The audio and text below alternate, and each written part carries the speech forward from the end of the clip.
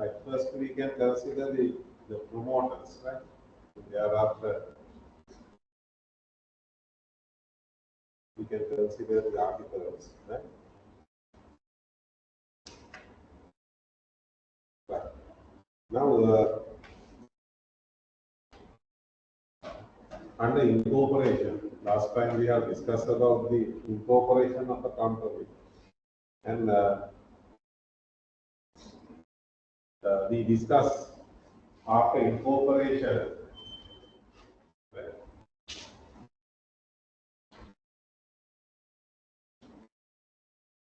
After incorporation of a company,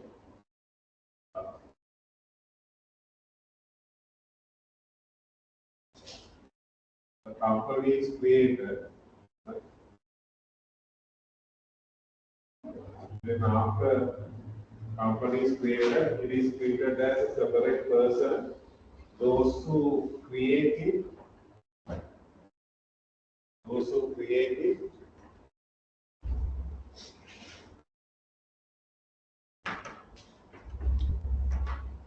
right? Those who create it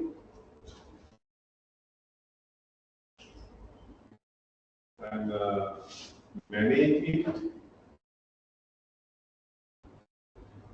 or own it.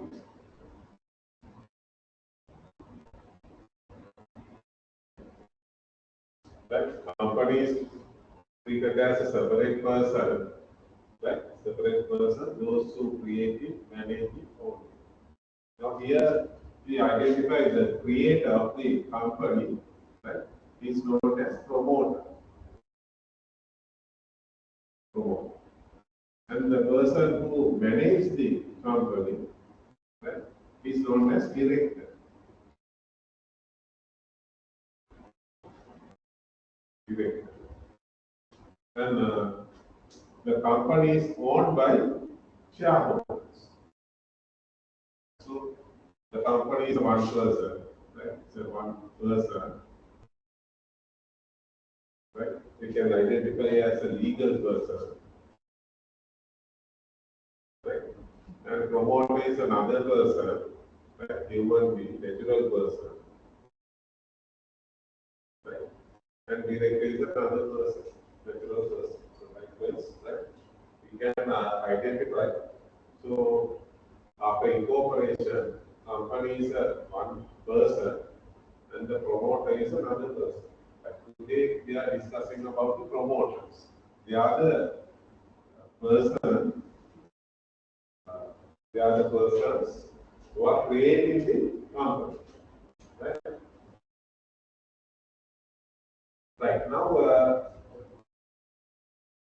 right now, when we consider the promoter, the meaning of the promoter, right now, suppose a person called A, he wants to incorporate a company under the Companies Act. But only thing is, he has no sufficient knowledge with regard to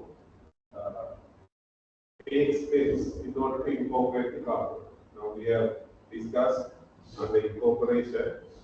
There are several steps to be taken, right? In order to incorporate a company under the Companies Act. And we have to submit some forms, articles, right?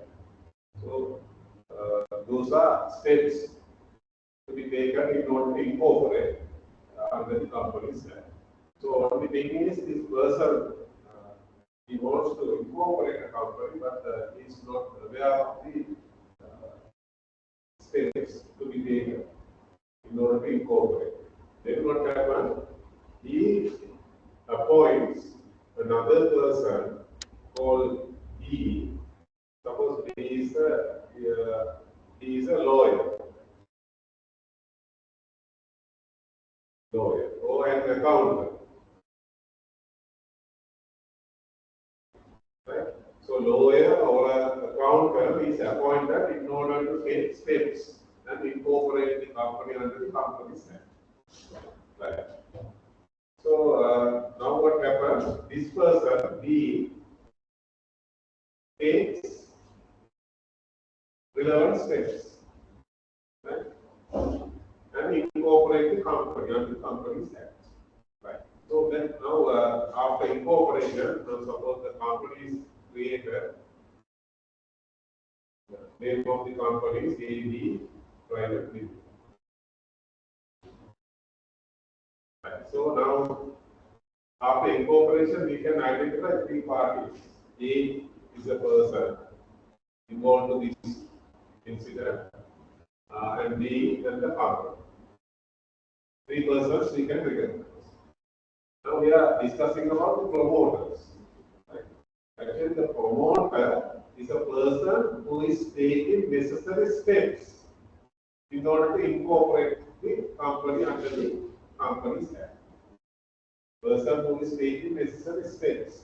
Right. So actually now the lawyer has taken steps in order to incorporate the company.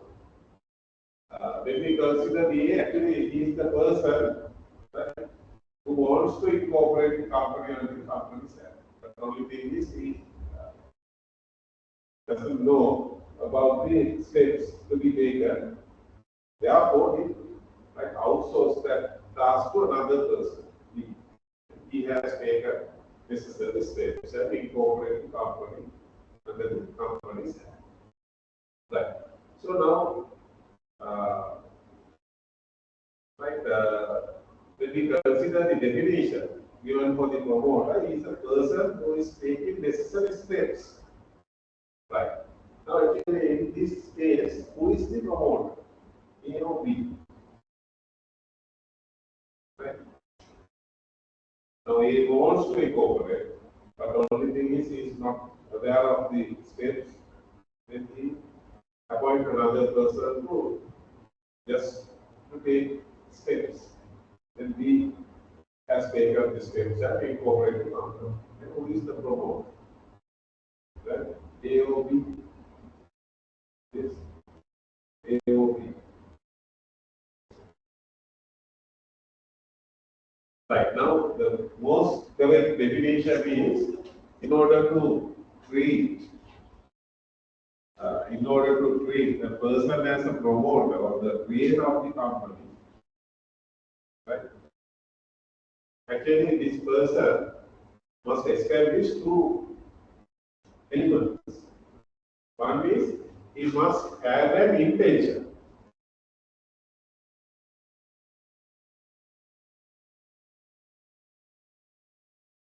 Intention to incorporate a company under the Companies Act. Intention to incorporate a company under the Companies Act. Intention, knowledge, right? It refers to the knowledge, intention. And the second element is he must take necessary steps. Right? Right. Now we can very correctly identify who is the promoter. Tell me who is the promoter, A or B? Who has the intention, right? And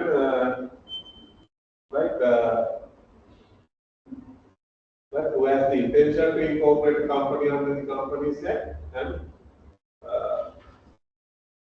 who is taking steps, necessary steps in order to incorporate. Right? So in that sense, who is the promoter? A or B? A. A is the promoter. Right? Only thing is, right, A doesn't know about the steps. Therefore, in order to take necessary steps, he has appointed B. Right? Actually, here B is an agent. Agent of the promoter. Agent of A. Right? B is an agent. Right? On behalf of, actually now here, on behalf of A, B has taken necessary steps. Understood? So only thing is, he has no intention, B has no intention. Right? On behalf of A, B has taken necessary steps. Who has the intention to incorporate? A has the intention. Right? He cannot take necessary steps by himself, but he can he can take necessary steps through the agent. Therefore, right, on behalf of A, B has taken necessary steps. Therefore, actually, right, that activity, right, which is done by B, is treated as an act of this person, principal, or the promoter A. Right, so if they treat B as an agent, right, so who is A? A is known as principal. Principal. Actually, we can say agent and principal relationship created or agency created between A and B. Agency created. So A is the principal. On behalf of the principal, B has taken necessary steps.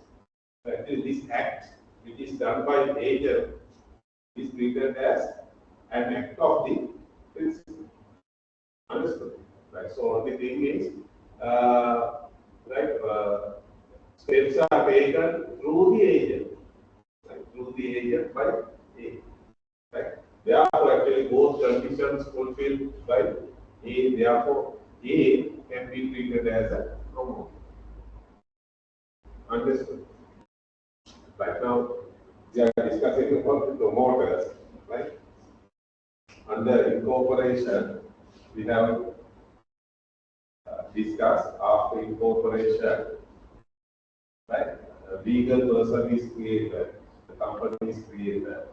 Then there is a concept we have recognized under the incorporation as separate legal personality or legal of incorporation, right?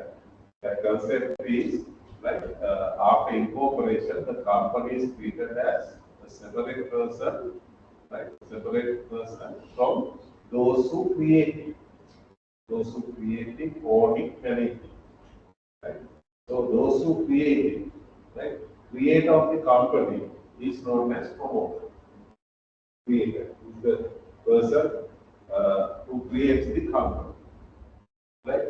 So when we consider the correct definition, right, given to the promoter, actually we can say promoter is a person who is taking necessary steps in order to incorporate a company under the company's act with an intention to incorporate the company.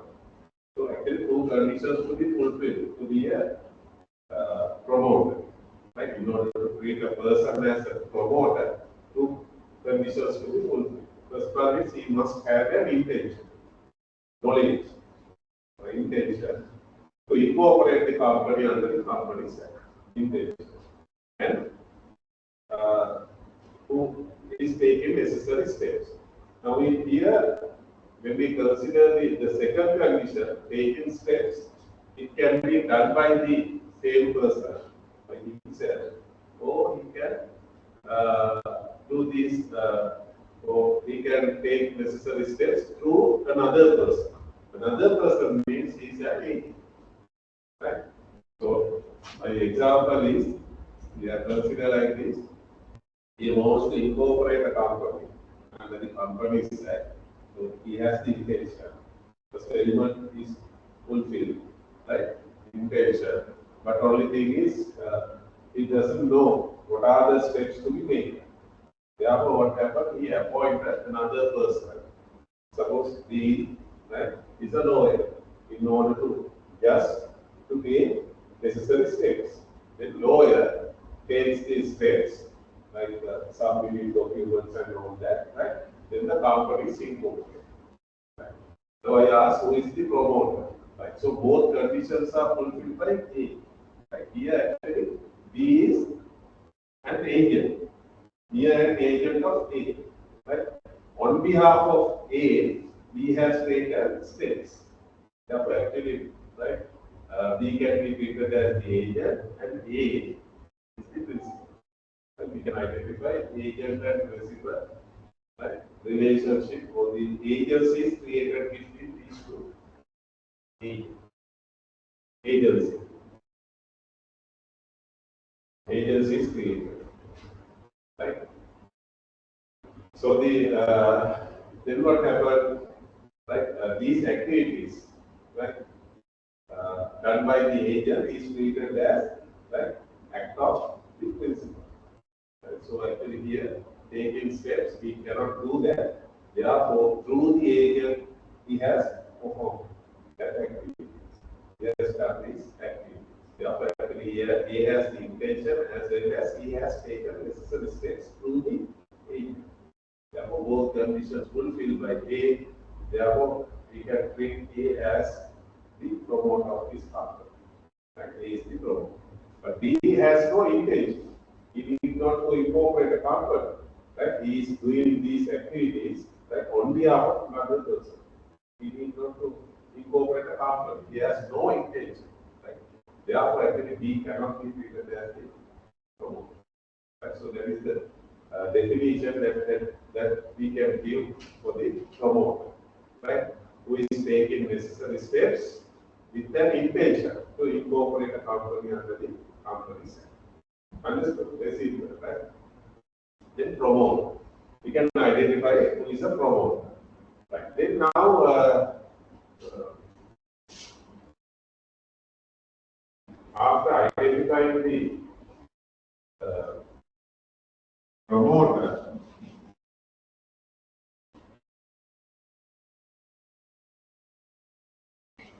we can consider the duty of the promoter.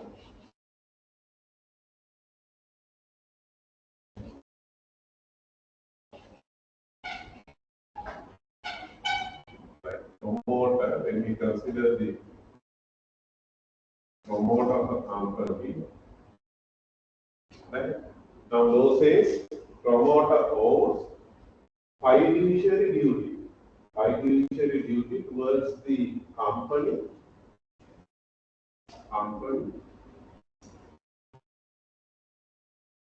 and towards the shareholders. Fiduciary duty.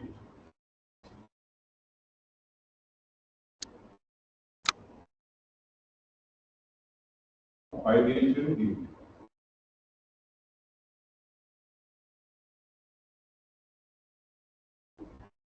Towards the company and to the shareholders.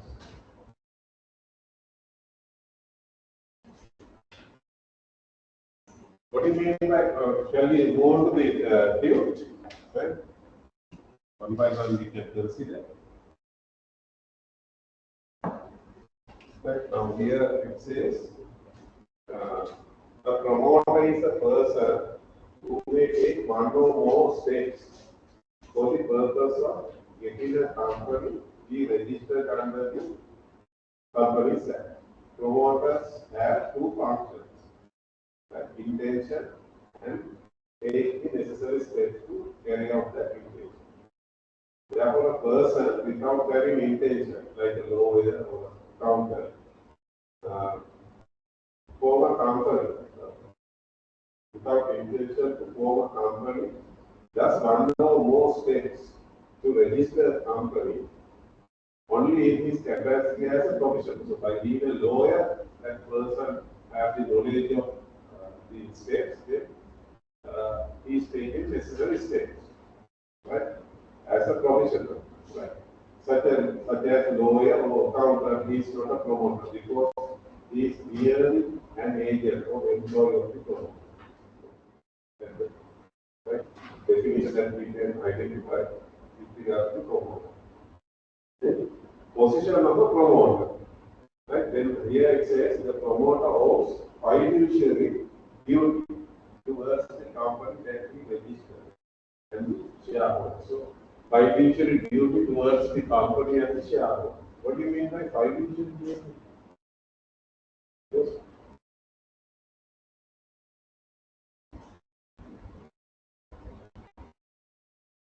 Fiduciary duty means now when we consider partnership, right? Partners of a partnership, right? Partners of a partnership have fiduciary duty towards the other partners of the partnership. What do you mean by fiduciary duty? Yes. It is a duty based on trust. Trust. Right? Fiduciary duty means a duty based on trust. Right? A duty based on trust. That is known as fiduciary duty. Right? Trust. Right? It means, in simple terms, actually, duty based on trust means this person cannot earn secret profit. Understood? Secret profit. Cannot earn secret profit. That is the meaning. Right? So, secret profit. When we consider the concept of secret profit, right? Now, may I put it to you like this, right? Now here, the promoter, right, has a fiduciary duty towards the company and the shareholders. Can promoter earn profit? Right? Can promoter earn profit from the transactions with the company? Cannot earn. Cannot earn. Yes. Can't he earn profit from the transactions with the company? Yes. What do you think? He can earn profit. Right? He can. Only thing is he can't, right, earn secret profits. Right? How profit becomes secret profit? Yes. If the profit is not disclosed, if it is not disclosed to the company and to the shareholders, then it becomes secret profit. Understood? Therefore, actually, he can earn profit from the transactions with the company, right? But only thing is he has to disclose it to the company as well as to the shareholders. That is the meaning, right? He has to disclose it to the company and to the shareholders. Understood? Right. He can earn profit from the transactions with the company. He can earn profit, but he has to properly disclose it to the company. Right? And if it is not disclosed, then it becomes secret profit. Then what happens, this duty is breached because he owes fiduciary duty towards the company and the shareholders. Understood? There is the concept. Right? He cannot earn secret profit. Right? So we can consider this. The promoter owes the fiduciary duty towards the company that he registered and the shareholder. Therefore, he cannot make the secret profit. Right? He cannot earn secret profit out of his transactions with the company. If he makes such a profit, right, the company can get the transaction in there. Right? Therefore, promoter can make profits. Right? That paragraph it is mentioned. Therefore, the promoter can make profits out of the transactions with the company, provided such profits to be properly disclosed to the company before the company entered into such transactions. Right? Disclose to the company, and thereafter you can consider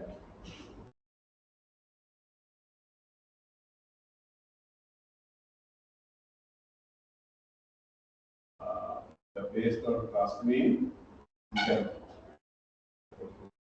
you cannot earn secret profits.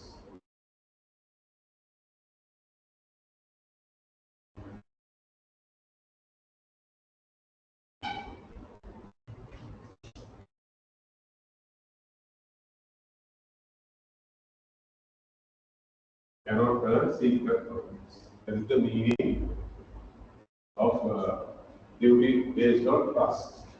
Right? Right. Now then we can consider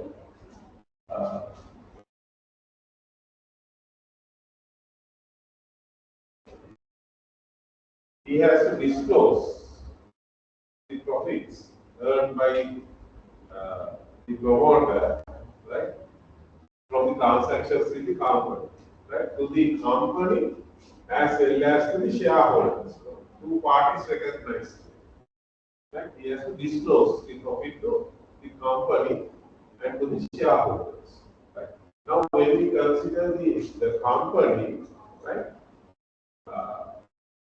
disclose to the profits earned by the promoter from the transactions in the company uh, to the board of directors, right? To an independent board of directors. Properly, we can mention that as to an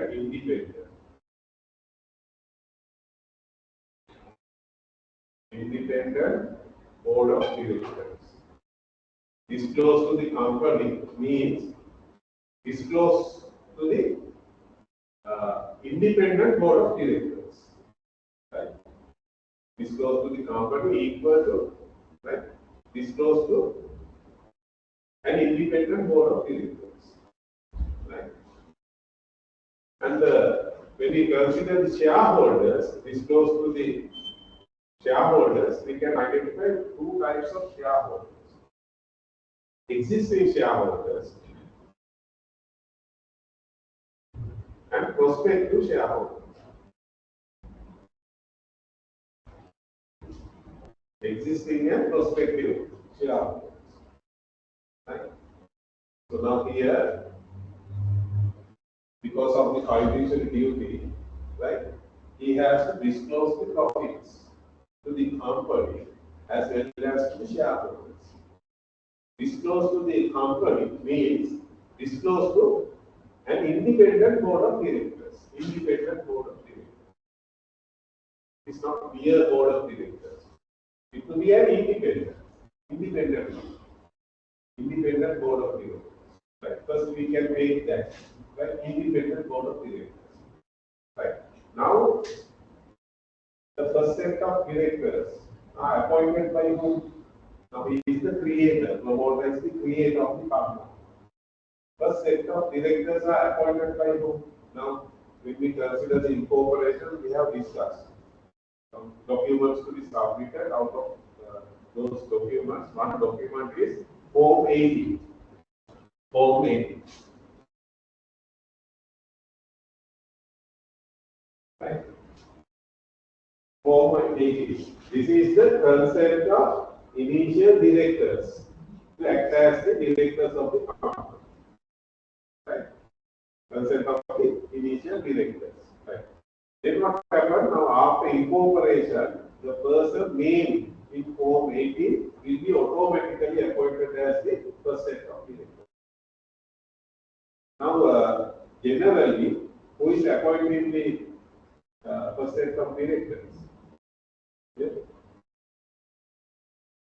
Who is appointing the first set of directors? Generally, promoter, creator of the company. Understood?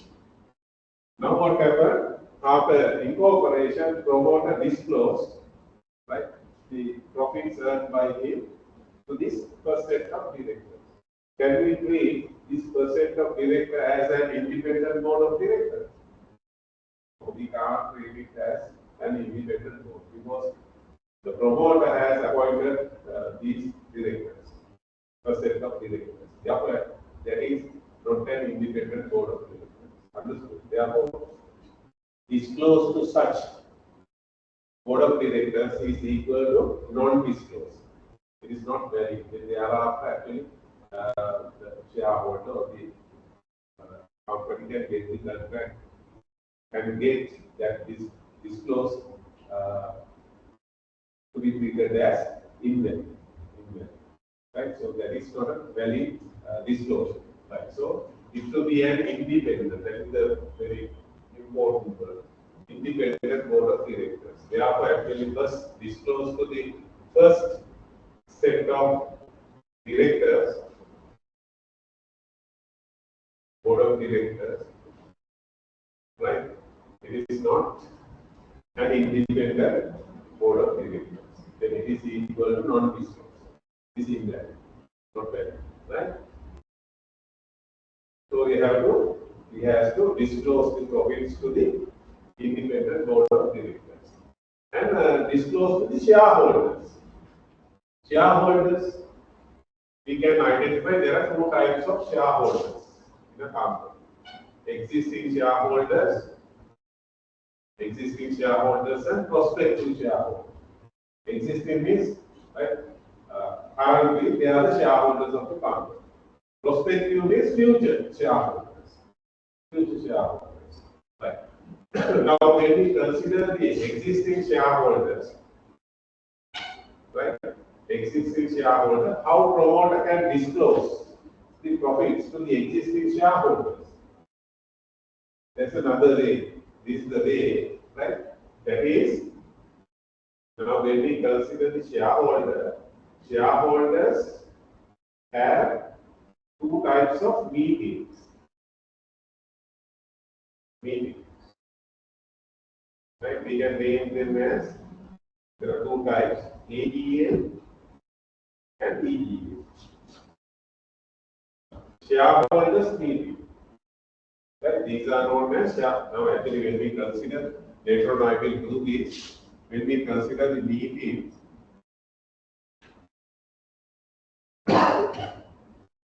we can divide meetings into two, right? Directors meeting and shareholders meeting.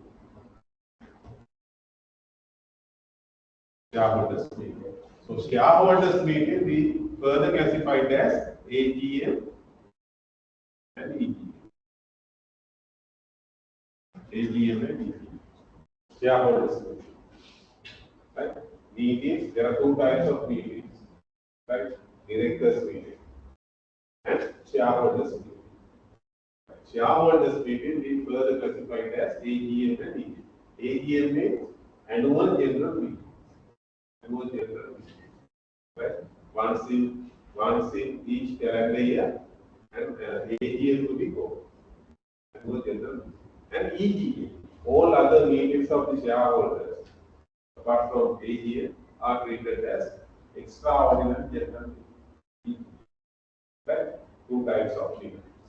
Right. So when we we can say all to these AGMs and EGM, we can say general meetings. General meetings. General meeting means shareholders meetings. Right? General meetings, it means shareholders meeting. Another name is general meeting or shareholders meeting. So general meetings can be divided as AGM and annual general meeting and extraordinary general meeting.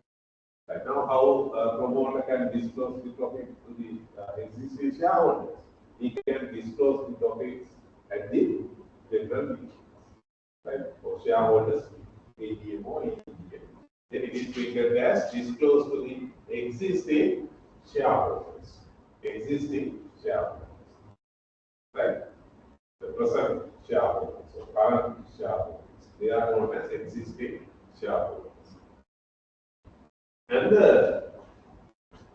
another type of shareholders, they are known as prospective shareholders. Prospective, future shareholders. Right? How a promoter can disclose the profits to the future shareholders?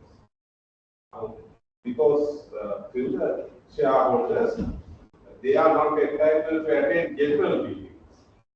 Only shareholders, existing shareholders are entitled to attend AGM or EGM, general meetings. But here it says the promoter has to disclose it to the future shareholders, so prospective shareholders. How we can disclose it? Yes. Future shareholders. Yes. That's a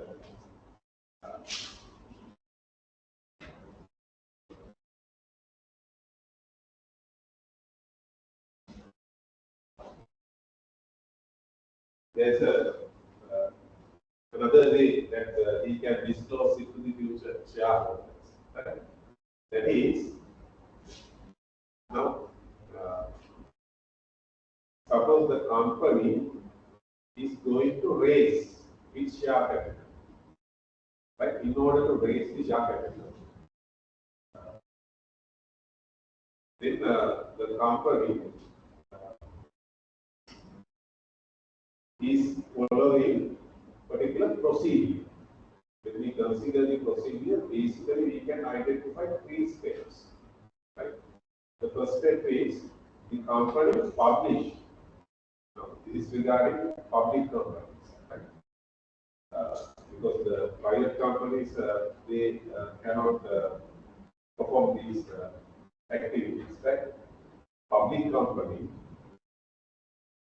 in order to raise the capital, enhance the share capital, then the procedure adopted by the public companies, that is, first they publish an advertisement in the newspaper. Recognizing, right? Advertisement. Paper advertisement. 2 pages, full 2 pages advertisement published by the advertisement. Then after the advertisement, what happened? Shareholders, right? Who wants to invest in the shares of the company, then they are making applications to the company, right? Applications.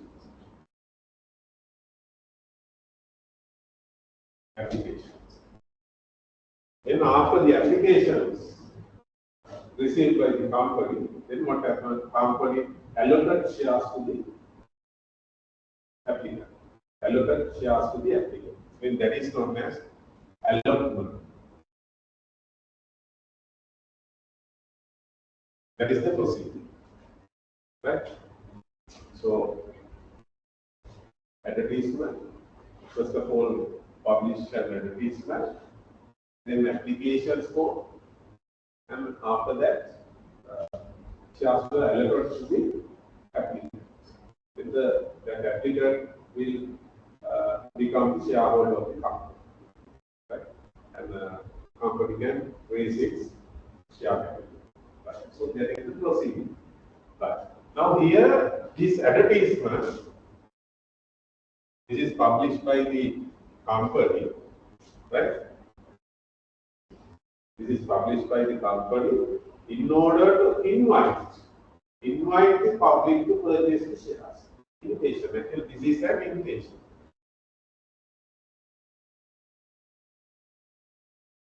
Invitation. Invite the public. By this advertisement, company invites the public to purchase the shares.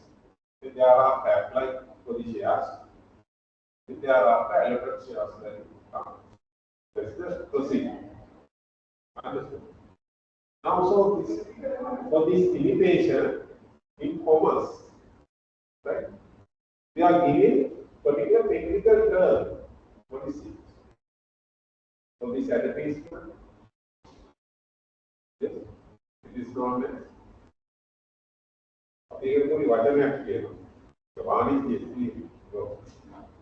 Yes, what is it? He don't say advertisement or invitation, he uses this word. What is it?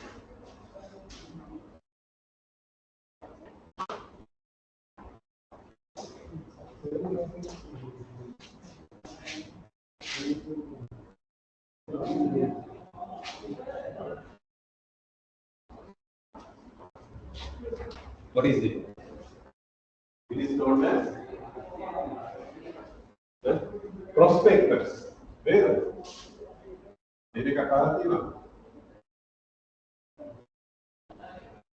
Prospectus. So here prospecting shareholder. Likewise, prospectus. We have again Sanstha Prakash. Sanstha Prakash. Sanstha Prakash. So that is known as prospectus. Prospectus. Right. So how promoter can disclose the profits to the future shareholders? Disclose the profits in the prospectus.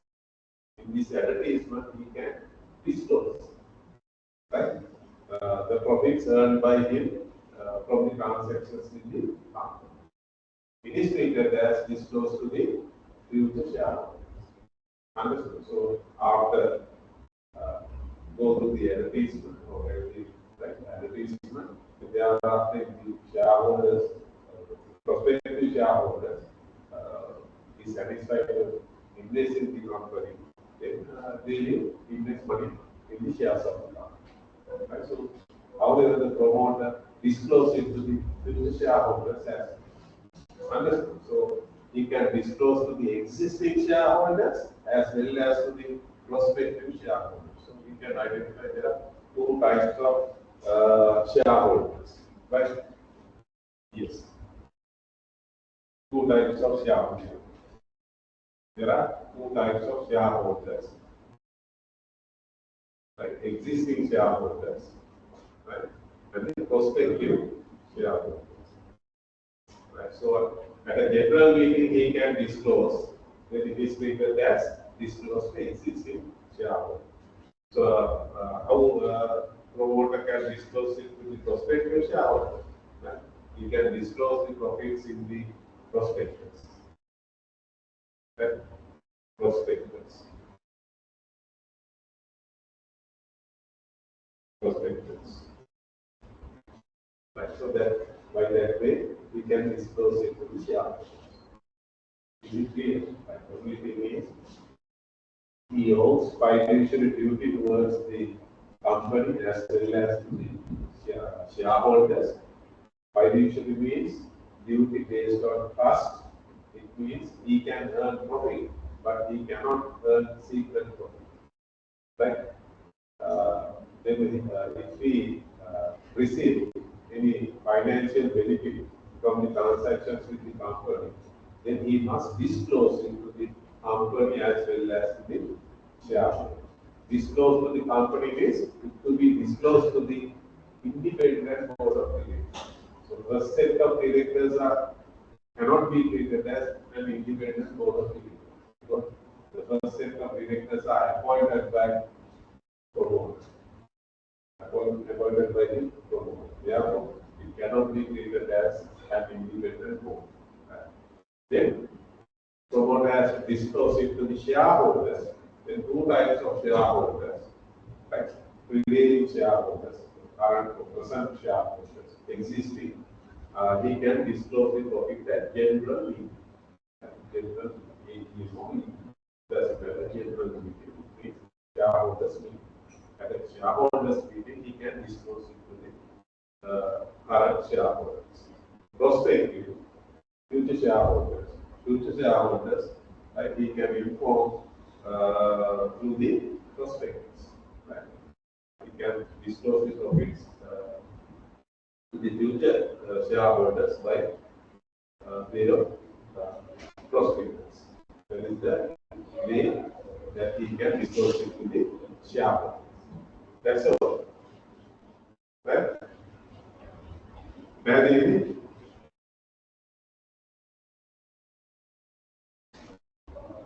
right.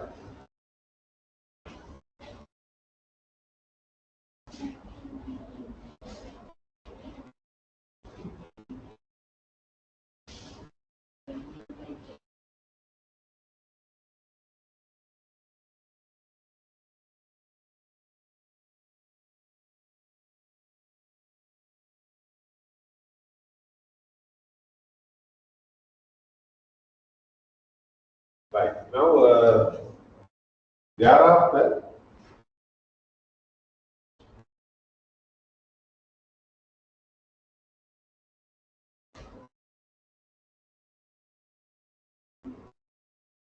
we have to consider a very important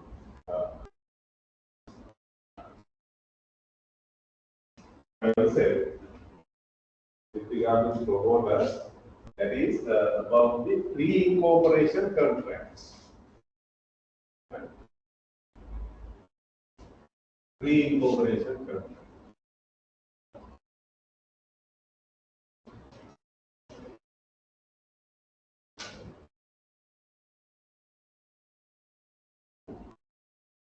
Pre-incorporation contracts.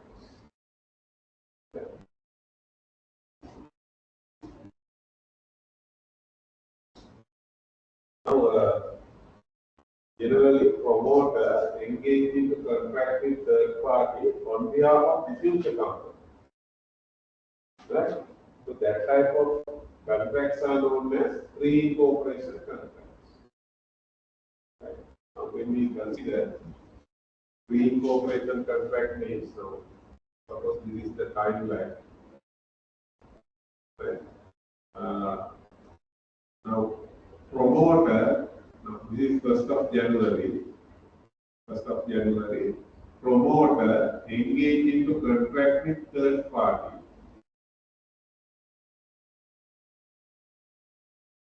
on 1st of January. Promoter engage into contract with another person, right? On 3rd of January, 1st of January. 1st of January. Then thereafter, on 3rd of January, the company is incorporated.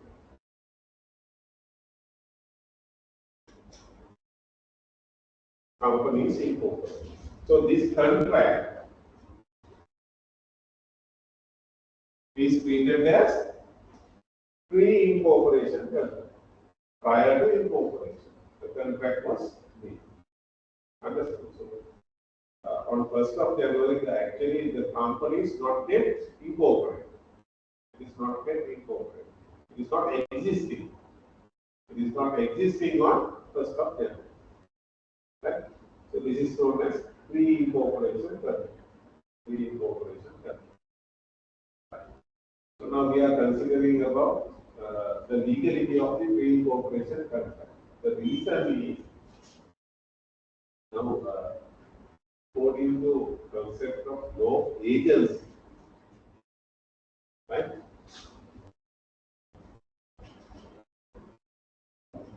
Now actually, what is the concept recognized as agency? So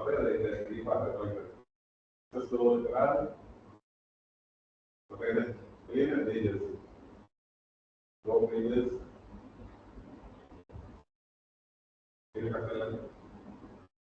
Contract law agency.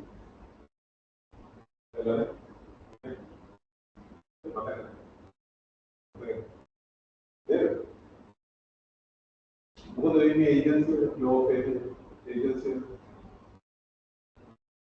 Now actually, under law of agency, we are considering about the relationship between two parties.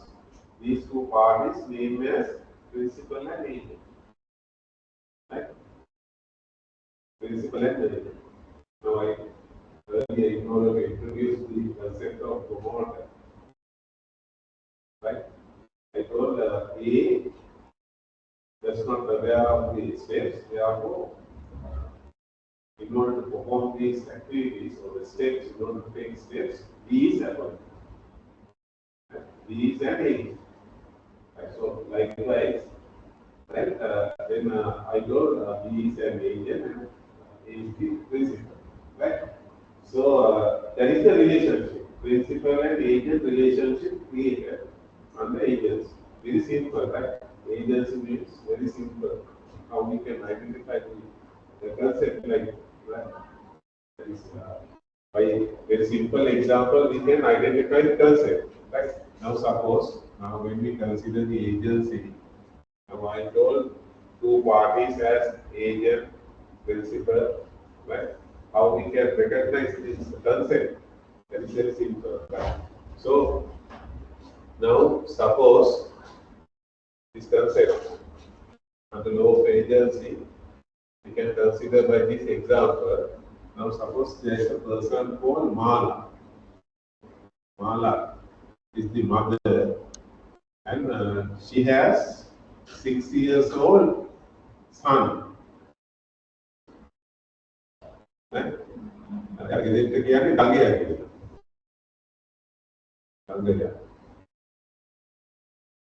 Right? 6 years old. 6 years old child. Right? It means minor. If a person is below 18 years, minor.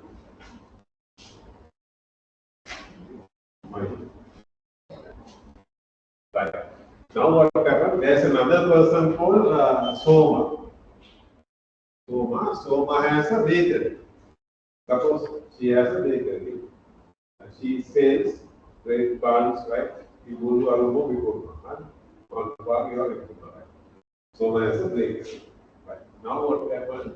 One day, mother asked Galle, right, to purchase a loaf of bread on credit.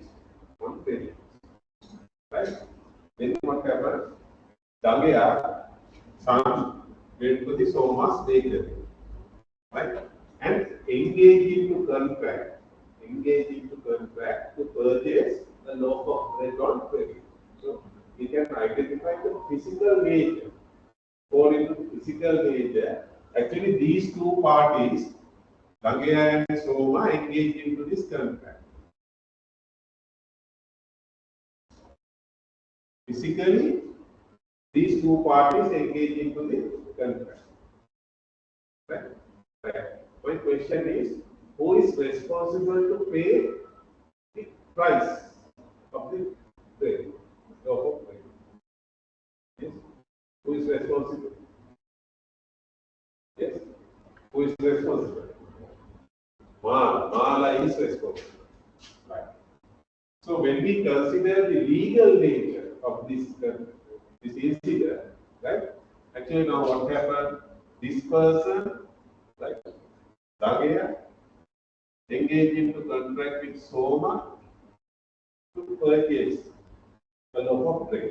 So physically, these two parties engage into the contract. But legally, a binding contract is formed between these two parties. So legally, right? Legally, binding contract formed between Mala and Soma. Right? So if the money is defaulted, right? Payments are in defaulted, then actually Soma can bring an action against Mala. Right? Soma cannot bring an action against Galle. Understood? Because there is binding contract formed between Mala and Soma. Even though physically Galle engaged into this contract with Soma, right?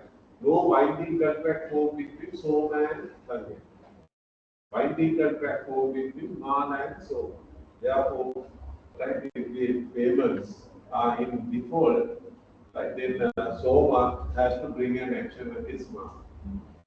Right. So binding contract formed between, so legally binding contract formed between these two. Right. Now we can name these three parties.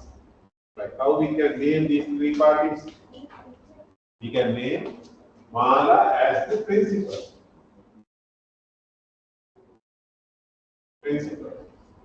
Galle is the agent. And Soma is named as third party. Understood? So that is the relationship. Now, right? So the agent is a person who engages into contract with third party on behalf of the principal. Then after the contract was made by the agent, binding contract formed between principal and third party. Right? Agent is not responsible. Therefore, even the contract is breached by one party, right? Third party must bring an action against, right, principal. Right? Or the third party breached the contract, and principal can bring an action against the third party. So binding contract formed between principal and the third party. Understood? That is the concept. Known as agency. Right? Agency. Right. So this is the relationship between principal and under agency. We are discussing the relationship between principal and the agent. Right. Now here, the Mala authorized the agent, right? authorize the agent, right? Verbally or orally. Orally. Right? Ask, right? Bring, or purchase a loaf of bread on credit. Right? Verbal. Verbally that authorization is given to the agent. Or it may be given in writing. In writing. Right? පාන් වගේ ගන්නකොට ඉතින් ලිඛිත proof දෙන්නේ නැහැ. කටින් තමයි කියන්නේ. Orally authorize the agent.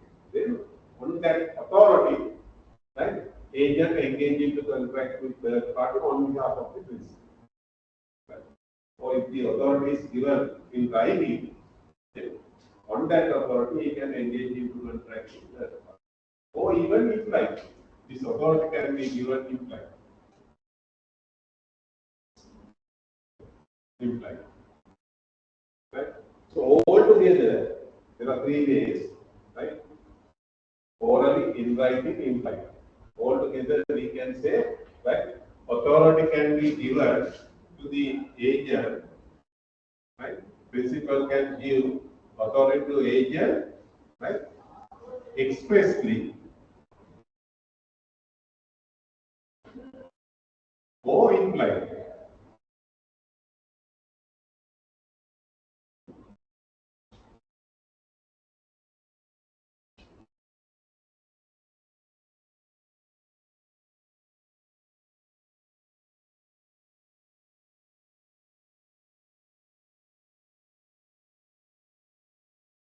Right? Expressly or implied. Expressly means right, in writing or oral. In writing or oral. Right? We can put one word as express. Right? So this is known as by agreement.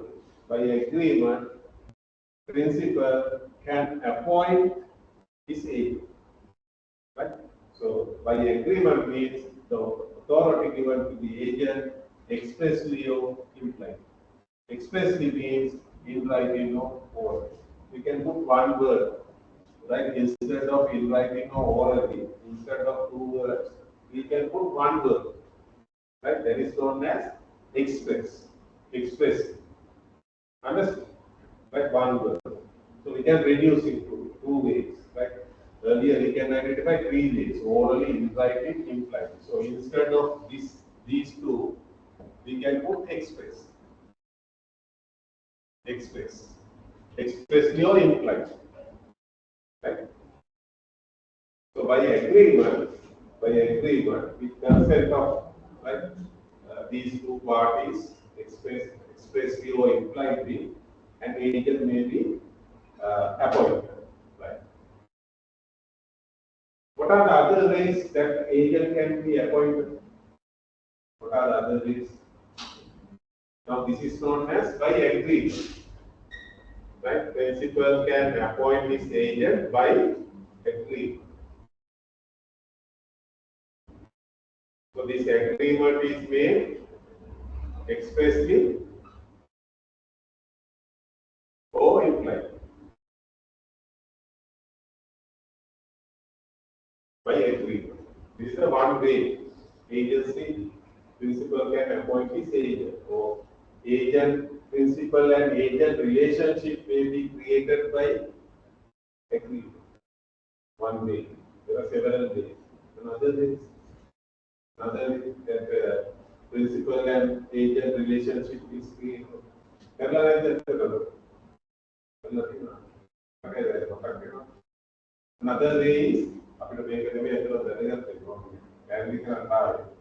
Another way is there is known as actually there are three ways. By agreement. Agent and principal relationship may be created by four ways. Right? By agreement. Agreement means in writing, orally, or expressly, we can say expressly or impliedly. Right? Principal can authorize the agent. That is known as agreement. Right? And Another one is ratification. That is our relevant base with regard to promoters, right? Ratification.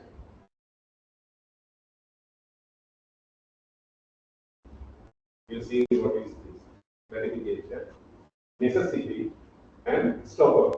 We are not considering those, right? Necessity and stopper. There are 4 ways. By 4 ways, agent and principal relationship may be created.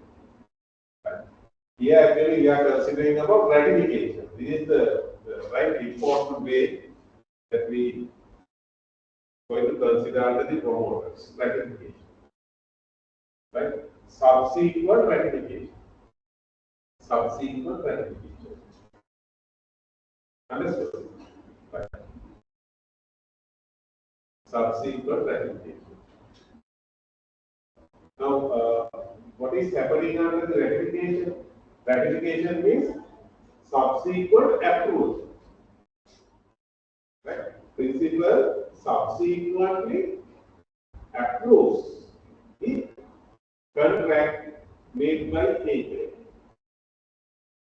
Subsequent approval. That is known as ratification. Right? Even අපි ඒක කතා කරමු ඈ right මොනවද මේක එක කරනවා මම කන්සෙප්ට් එක උගන්වන්න බැරි වුණා උනේ right ඒකත් එක්ක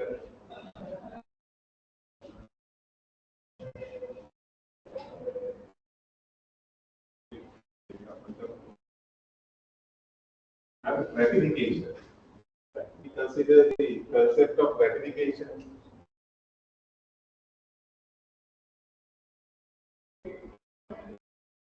What happened under the ratification, right?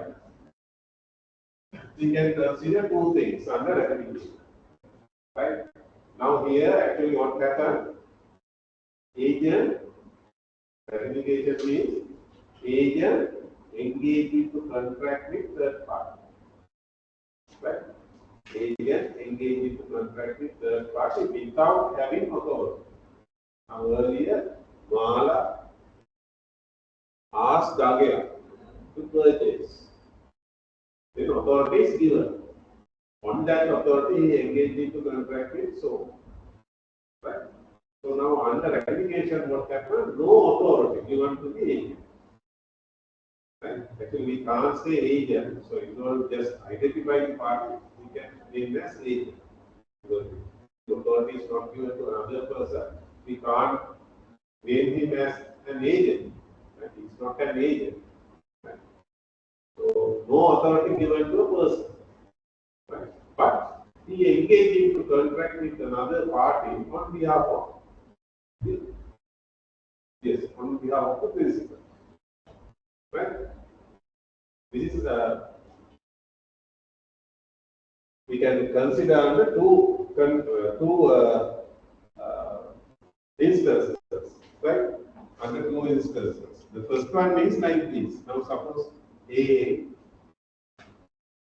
did not appoint B as his agent. A did not appoint another person as his agent. Another person B did not appoint B as his agent. But what happened? B engaged into contract without having authority, even though B has no authority from A, right? B engaged into contract with C on behalf of A. On behalf of A. Right? A did not appoint B as his agent. Therefore, no authority given to B by A. However, even though there is no authority, B engaged into contract with C on behalf of A. My question is whether A is responsible on this contract. Whether binding contract formed between A and C, no authority. Right? A did not appoint B. Did not appoint B. However, B engaged into contract with C on behalf of B. Whether I am responsible on this contract. I am not responsible. I am not responsible because he is not my agent. Right? I did not appoint B as my agent. He engaged into contract with another person on behalf of me. I am not responsible. You know, in the bed, Mama කෙනෙක්ව නියෝජිත කියලා පත් කරලා නැහැ. හරිද? එයා පත් කරලා නැති වුණාට එයා මොකද කරන්නේ? තව එක්කෙනෙක් එක ගිවිසුමක් ඇති කරගන්න මම වෙන්නේ. මම ඒක හල්තු වෙනවා. ඒ මොකද කරන්නේ? මම වැඩක් නෙමෙයි. නේද? මම පත් කළා නම් නේද? මම පත් කරපු නියෝජිතයා මම වෙන්නේ ඒ කියපු වැඩේ කළා. I'm responsible. But here, I did not appoint him. But he engaged into contract with C on behalf of him. I am not responsible. Right? Then the second condition is A appoint B as his agent and ask him to purchase, right? To purchase a kilogram of sugar at a maximum price of 100 rupees. What is the maximum price can be paid? 100 rupees. 100 rupees. I appoint B and ask B to purchase a kilogram of sugar, right, at a maximum price of 100 rupees. That is the authority given by me to B. Then what happens? B engaged into contract with C to purchase a kilogram of sugar at a price of engage into contract with C to purchase for 80 rupees. 80 rupees. My question is whether I am responsible or not. Maximum price is 100. Maximum 100. He engaged into contract with C for 80 rupees. Whether I am responsible or not? Responsible. Responsible. Because he has acted in his authority. Right? In his authority. That is within his authority. It's not beyond the authority. Understood? Not beyond the authority. Right. B engaged into contract with C to purchase a kilogram of sugar for 150. Maximum price is 100. He engaged into contract with C for 150. Whether I am responsible or not? Yes, I am not responsible. Reason is, yes, here he exceeds his authority. Right? He exceeds his authority and engaged into contract with C. Right? It is not valid. Therefore, actually, he has no such authority. He cannot exceed this. The maximum is 100. Therefore, he can purchase for 80, 90, 95, even 100. But he cannot exceed 100. Understood? Right. So, that is the maximum price 100. Therefore, he cannot engage into contract for 150. Understood? No authority to purchase. Therefore, I am not responsible. So, we can consider two examples. Right? Now, if I am not appointed the person as my agent, right, even though he engaged into contract with another, I am not responsible. First one. Second one, I have appointed an agent, properly appointed. But only thing is, agent engaged into contract with third party beyond his authority. Beyond his authority. Right? Beyond his authority. Then I am not responsible. I am not responsible. Two things. Right. Under ratification, what happened? Now, the contract was made by B with C on 1st of January. Here also 1st of January. Right. Consider the same date, like 1st of January. Then after this contract was made, now actually we can identify on this point of time, on this date, on the date the contract was made, B has no authority engaged into this contract. Here also no authority. He has no authority to purchase for 150. Understand? No authority. So on this date, B has no authority. But what happened subsequently? Subsequently, it means after the contract was made, then suppose 3rd of January, 3rd or 5th of January, right, 5th of January, A has given his approval. A has given his approval for the contract. Understood? That is known as ratification. Once the approval is given, then what happens? By ratification, agency created between A and B. That agency created. Agency created means binding contract formed between A and C. A and C. Between A and C. Contract formed. Understood? So once that contract is approved by the principal, then what happened? By ratification, agency created between principal and B. So you can't say principal and A. Agency created between A and B. A becomes the principal, B is the agent, and C is the third party. Then what happened? The principal bound by the contract with third party. Right? Principal will be bound by the contract with third party. Right? So binding contract formed between A and C. So that will happen under the ratification. That is the concept.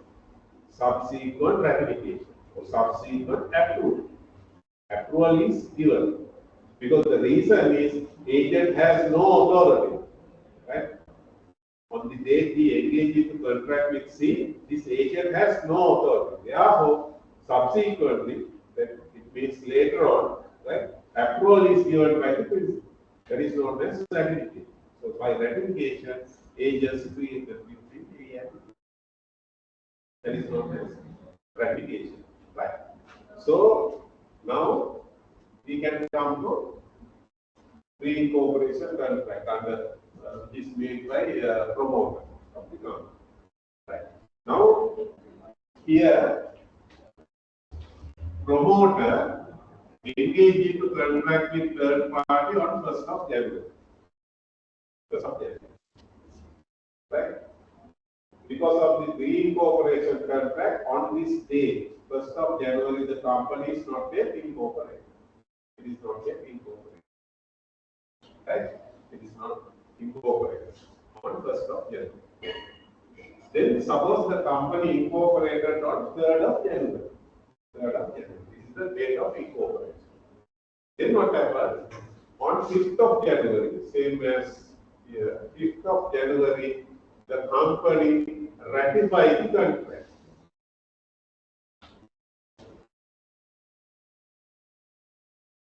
Ratify the contract on 5th of January. Ratify the contract. Ratify the contract. Right. The issue is, according to the concept of law of agency, whether the ratification is valid. And this ratification be treated as a valid ratification. What do you think?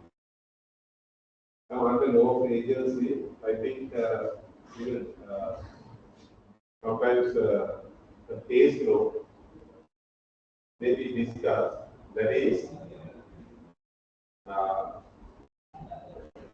we can apply that case to this example. Right? Promoter and third party. Third party is a wine seller. Wine seller.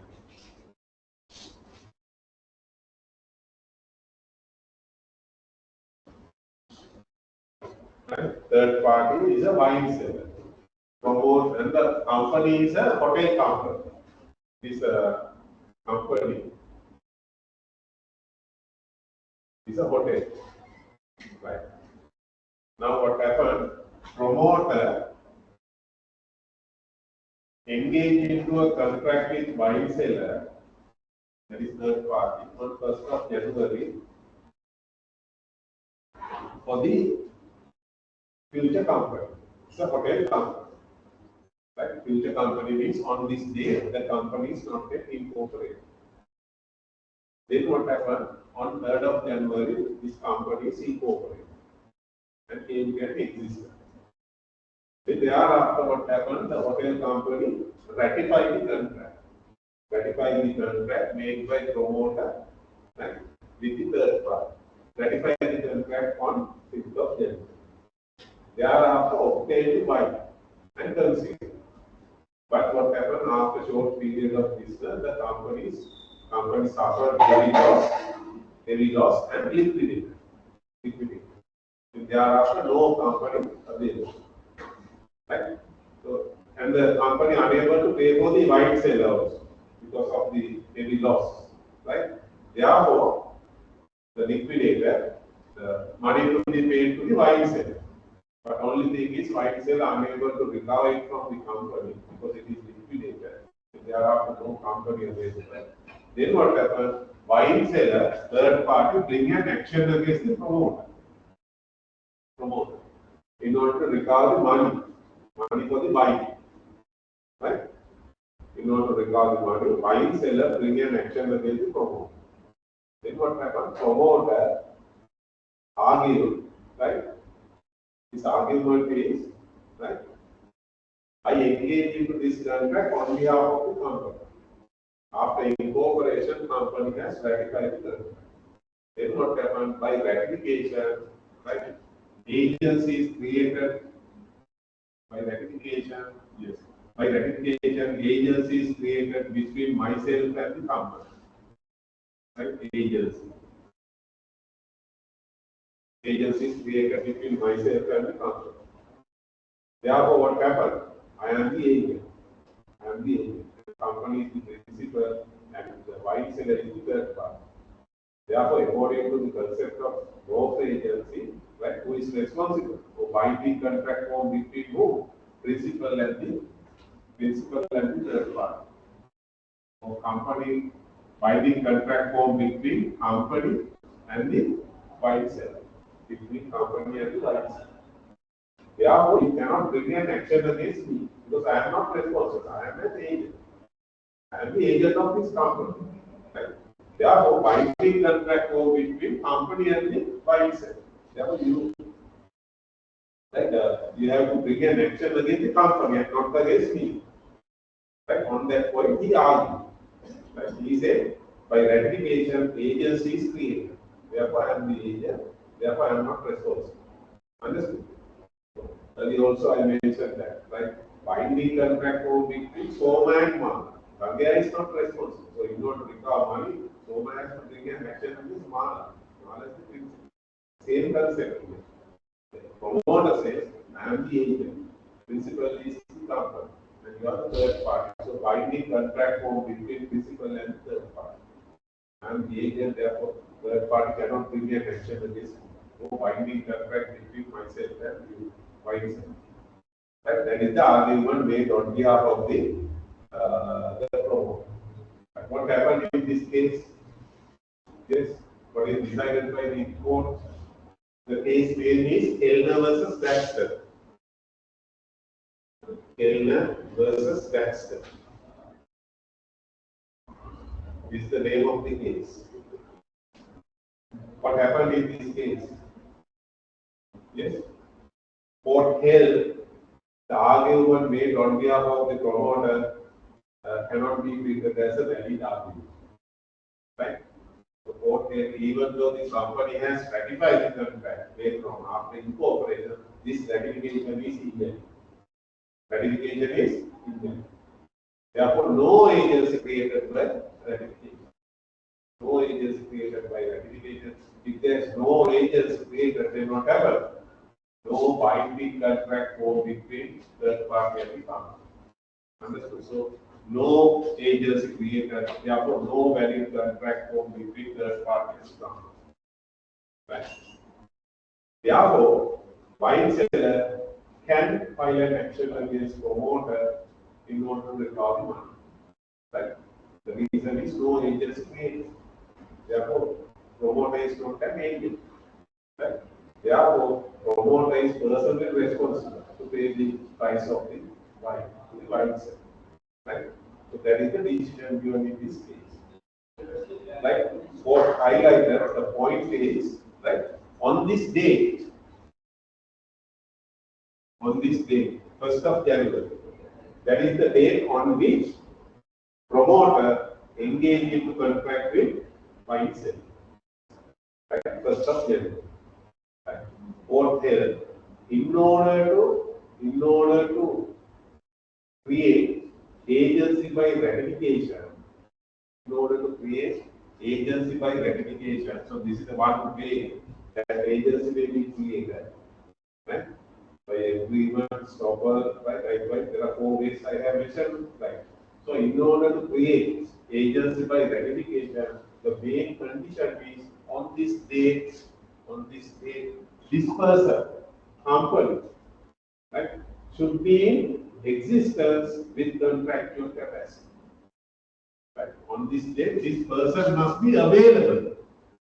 This person must be an existing person on this date. If it is not existing on this date, then thereafter this person is created, he cannot ratify the contract. In simple terms, we can say in this case actually both have pre-cooperation contract, right? A company, right? A company cannot ratify. Company cannot ratify its pre-cooperation contract. That is the summary of the decision of the court in this case. Right? Company cannot ratify its pre-cooperation contract because on the date, right, promoter engaged into contract with third party, the company is not in existence. Contractual contract. Company is not available. Unless on 1st of January, company is not available. Right? It is incorporated on 3rd of January. Therefore, this company cannot ratify the pre-cooperation contract. Right? So, based on that condition, court held there is no valid ratification, therefore no agency created, therefore no valid contract between these 2 parties. Therefore, promoter is responsible to pay for the fine.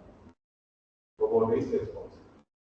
Right? If the agency is created, then promoter will be the agent. Then he is not responsible. Then binding contract formed between principal and third party. But here court has no agency, therefore no contract. Right? Promoter is personally responsible to pay money. That is the decision given, and court held the condition to be fulfilled. Right? That is, on the date promoter engaged into contract with third party, this company should be in existence with contractual capacity. Must be available. Otherwise, it cannot ratify the contract. Understood? So that is the concept recognized in this case, Kellner versus Jackson. Right? So we can say, according to the common law,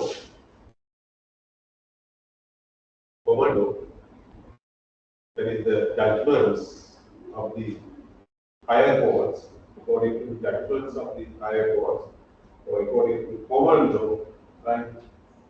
A company cannot ratify its pre-cooperation contracts. Cannot ratify. Understood? So even though the promoter engaged into a contract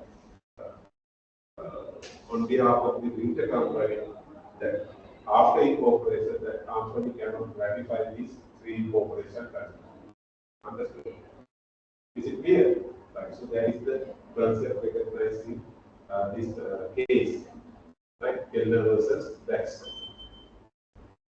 Is it clear with you? So where is it? How does it? Right. Now, as I mentioned, this is the concept recognized under common law. According to the concepts of law of agency, this type of contracts cannot be ratified. Then we can come to our company's act. Right? Now, as we discussed, actually the promoter is the person who is creating the company. And prior to incorporation of the company, he may have to engage into some contracts on behalf of the future company. Then actually, because of this law, actually the company, after it is incorporated, it cannot ratify the pre-incorporation contract because of this case. Right? Therefore, a Actually, there are some provisions introduced in the Companies Act. Right. We can consider the provisions contained in the Companies Act with regard to the incorporation contracts. Right.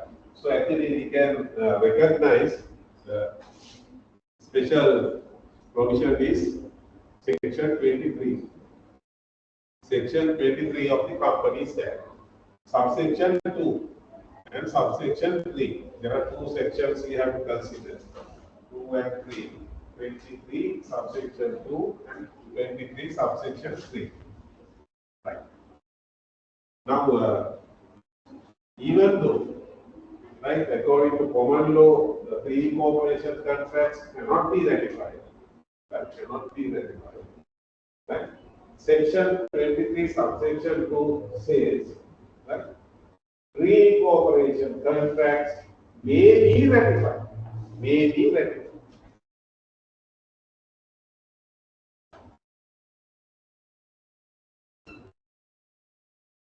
May be ratified.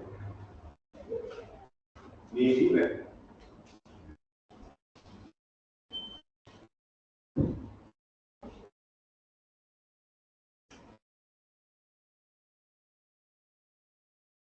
Right. So, section 23 subsection 2 says, right, pre-incorporation contracts may be ratified.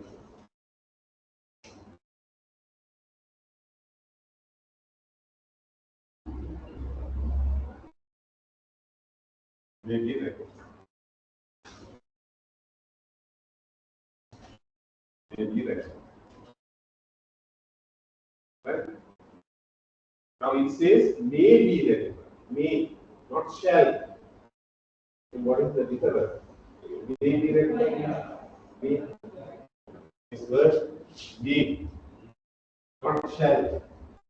Shall be ratified, may be ratified. What is the difference? Shall, that is compulsory. Compulsory withdrawal. Shall, definitely company has to ratify. Compulsory. Maybe, there is option. It is not compulsory. Either company can ratify or refuse to ratify. Maybe ratified. Understood? So, pre-incorporation contracts may be ratified. Right. And then section 23 subsection 3 says, subsection 3, it says after ratification the pre-incorporation contract is valid and enforceable.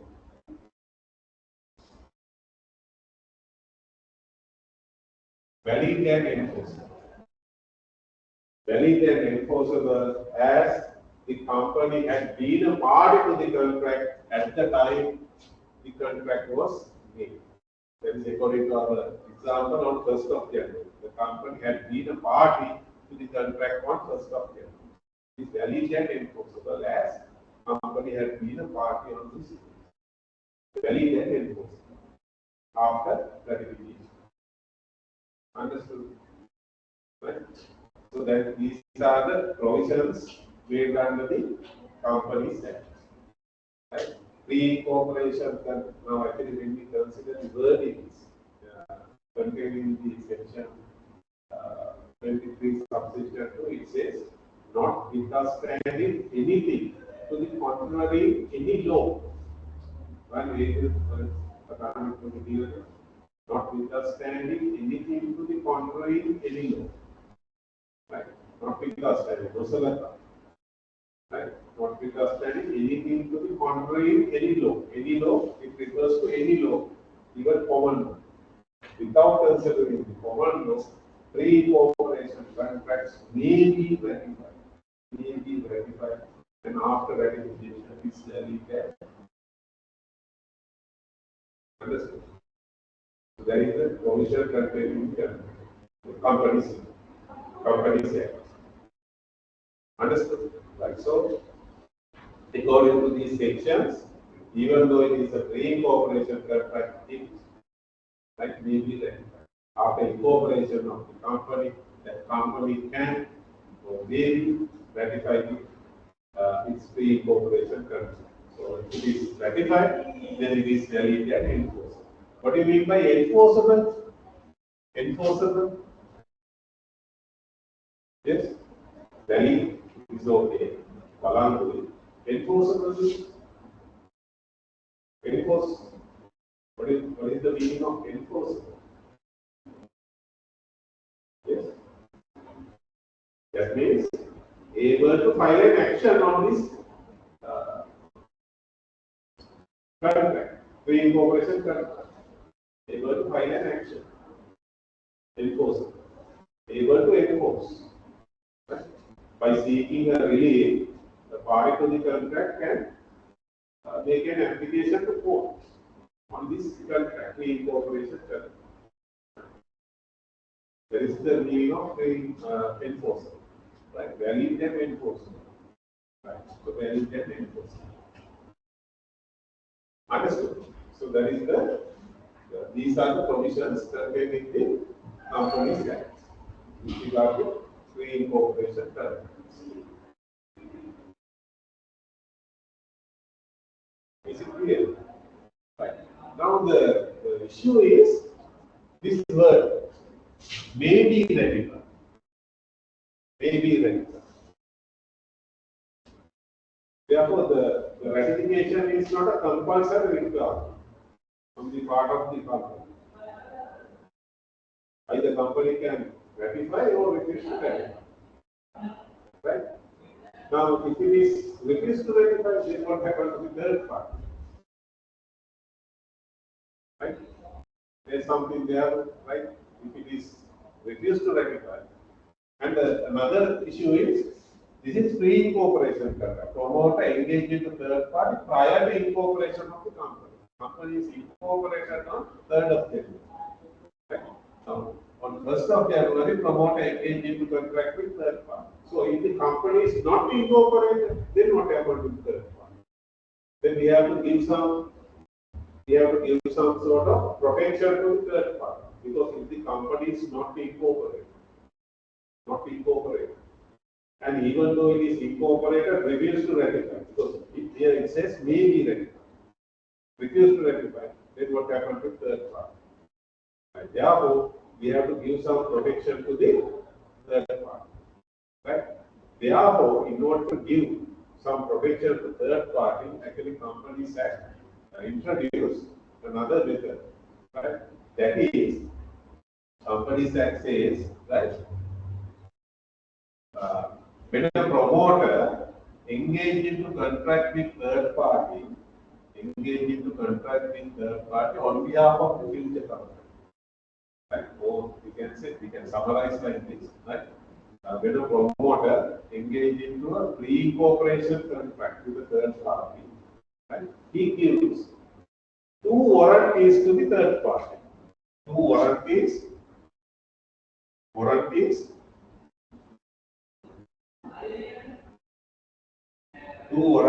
to the third party.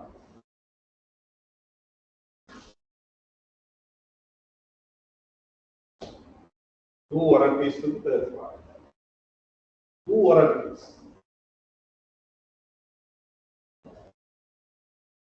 What do you mean by warranties? Warranty. Yes. 2 warranties to the third party. Right? Now, warranty, when we consider the term warranty, that is now in a contract,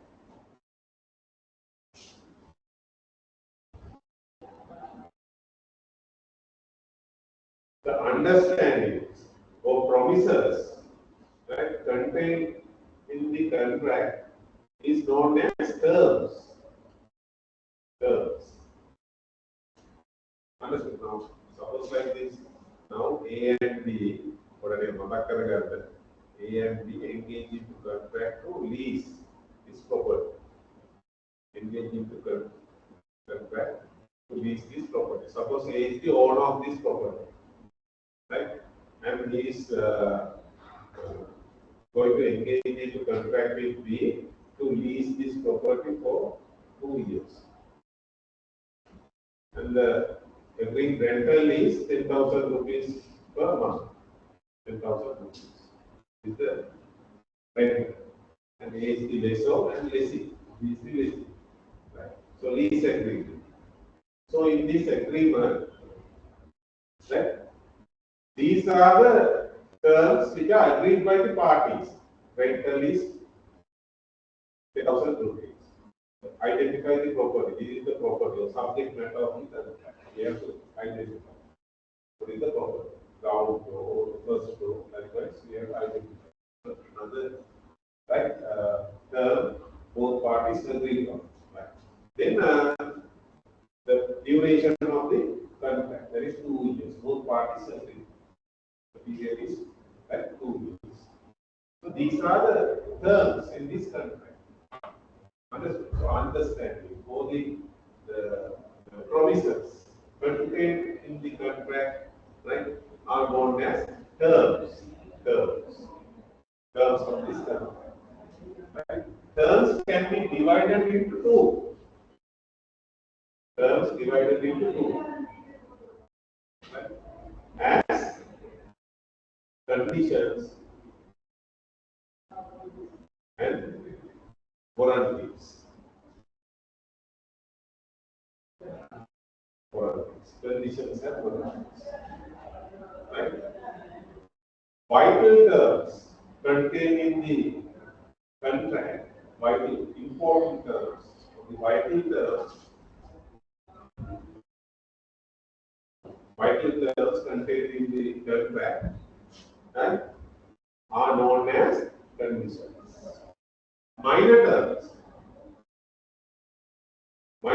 contained in the contract are known as warranties. So that is the difference.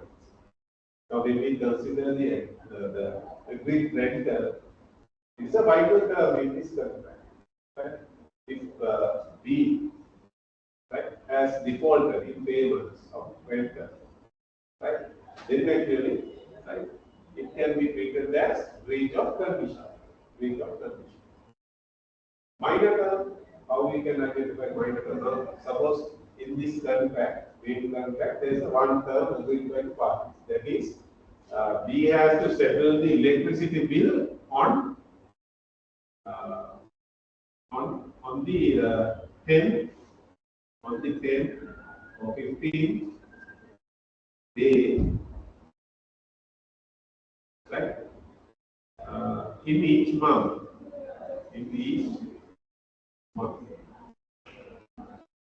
right? He has to settle the electricity bill of the property, right? On the 15th day in each month. However, suppose the last month he has settled the electricity bill on 16th, on the 16th, or 17th, or 20th, right? He agreed to settle the bill on 15th, but he settled the bill after 3 days later. What is it? Main condition or minor condition? Main term or minor term? When we compare with the agreed rental with this, what is this? Minor term or a important term? Actually, there's a breach. He has violated because according to the agreement, he has to settle the bill on the 15th day. But he settled the bill 2 days later, on 17th. But what happened? When we compare it with other terms, this type of term is minor term or a vital term. Yes. Because ඒක වැදගත් එකක්ද එහෙම නැත්නම් ඒක සූත්‍රයක් අඩලා දවස් එකක් ප්‍රමාද වුණා කියන්නේ ඔයදී උදාහරණයක් කරලා කුලියගේ වට නෑ වගේ එකක්ද මේක දවස් දෙකක් පාස් වෙලා ගියොත් it's not a vital term, it's a minor term. Actually he has reached, right? He has reached the term, but it is not a vital term. Vital term is we are going to the root of the concept. Root of the concept. Vital means very important. Every period, the rental, the property, Right? Those are the vital terms in this contract. All other right, terms are simple to minor terms contained in the contract. Right.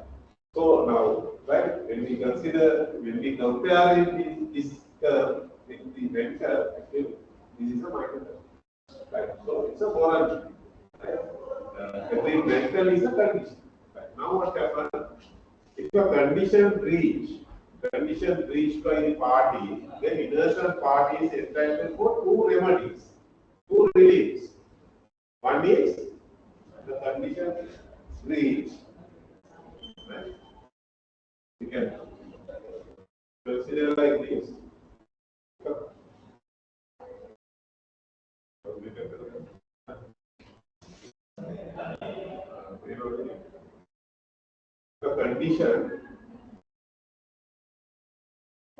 The condition breach, innocent party is entitled for two remedies. The one is he can cancel the contract, right? Cancel the contract and he can pay damages. Two reliefs available to the innocent party. So if the rental is not paid, right, the owner of the property A can cancel the contract. He can cancel and he can file an action against the non-recover damages. Right? Against rental he can recover by filing an action against B. Right? That is damages, claiming damages. But if the warranty breach, then innocent party, right, has only one relief, that is only damages, claiming only damages. He cannot cancel the debt. Now, if the electricity bill is settled, right, 3 days later, right, if the owner of the property suffers any loss, he can recover, but he cannot terminate the lease agreement. He cannot terminate the entire agreement because it is a minor term. Understood? That is the right, the difference between condition and warranty. Right. Understood? Right. So here, now two warranties. Now, if a warranty breach, by the promoter, I told you, by engaging into pre-incorporation contract, right, with third party, promoter gives two warranties to the third party. Two warranties to the third party. Therefore, if promoter breached these two warranties, then what happens? Third party is entitled to recover damages, right? Damages. Third party is entitled to recover damages from the promoter. Understood? Right. Because that is the relief identified under the warranty. Right? He can recover damages from the promoter. Right? If these two warranties are breached. What are the warranties? Very simple. Now you can imagine that. Logically, you can consider that. Now I told you because of may ratify, if refused to ratify, right? And because of the pre-incorporation contract, if the company is not incorporated, they engage into pre-incorporation contract. Then if the company is not incorporated, another issue. Right. So what happens? Right. What are the warranties? Two warranties are given by the promoter to the third party. Like they are. The first one is the company will be incorporated. Will be incorporated in near future. So within a reasonable time, the company will be incorporated. Company will be incorporated.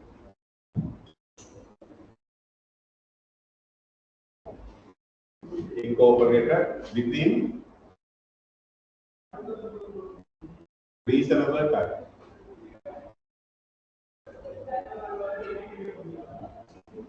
Will be incorporated. So now what happens? If the company is not incorporated, then third party can file an action against promoter on the basis of breach of warranty, and he can claim damages. Understood? So, the warranty breach if the company is not informed. And the second warranty given by the promoter to the third party, that is, company will ratify the contract after its incorporation. Right? Company will be ratified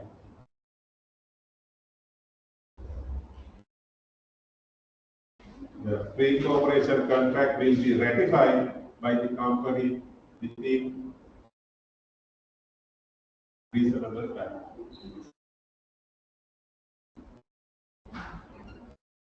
Right. Now what happened? Company is incorporated, but the company refused to ratify the contract, pre-incorporation contract. Then what happened? Third party is entitled to damages from the on basis of breach of warranty. Breach of warranty. Understood? So, warranty is with regard to incorporation and ratification. Right? The company will be incorporated within a reasonable time, and the contract, re-incorporation contract will be ratified, right? Within a reasonable time after its incorporation. After its incorporation. Right? So first one with regard to the incorporation, and the second one with regard to ratification. So actually the protection is given to third party. And even though the company is not incorporated, now this is a pre-incorporation contract. Company is not incorporated, doesn't matter, third party can bring an action against promoter for damages. Company is incorporated but refused to ratify the contract. Then third party can bring an action against the promoter in order to protect. Understand? So by that way, the protection is given to the third party. Third party. Understood? Right? Very simple. Right. So terms, conditions, all here done.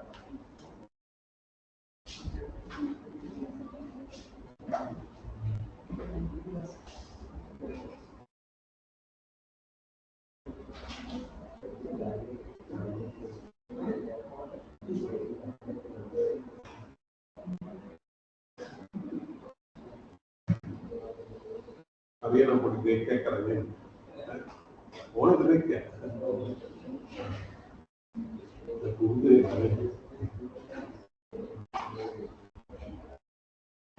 वो करने के पहले भी है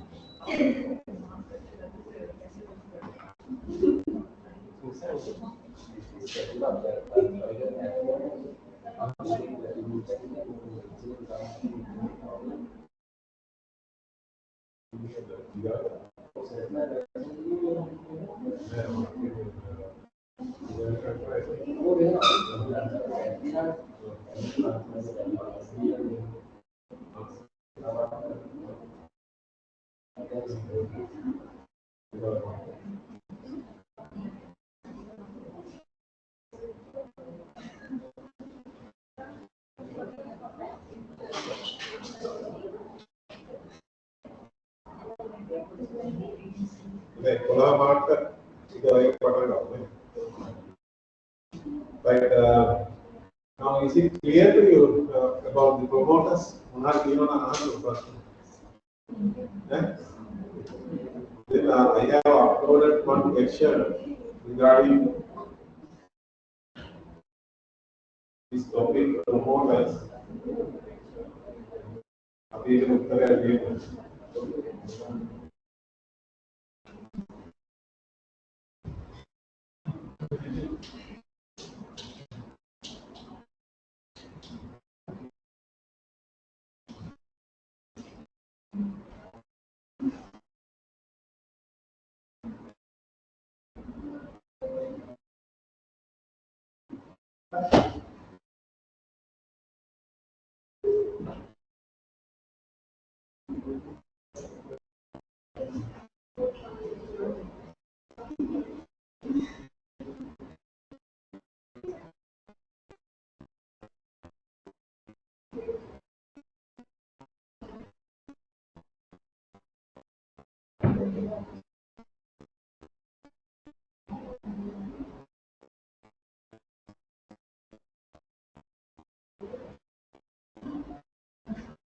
right. Malu tak, kalau dia kata malu, boleh ini.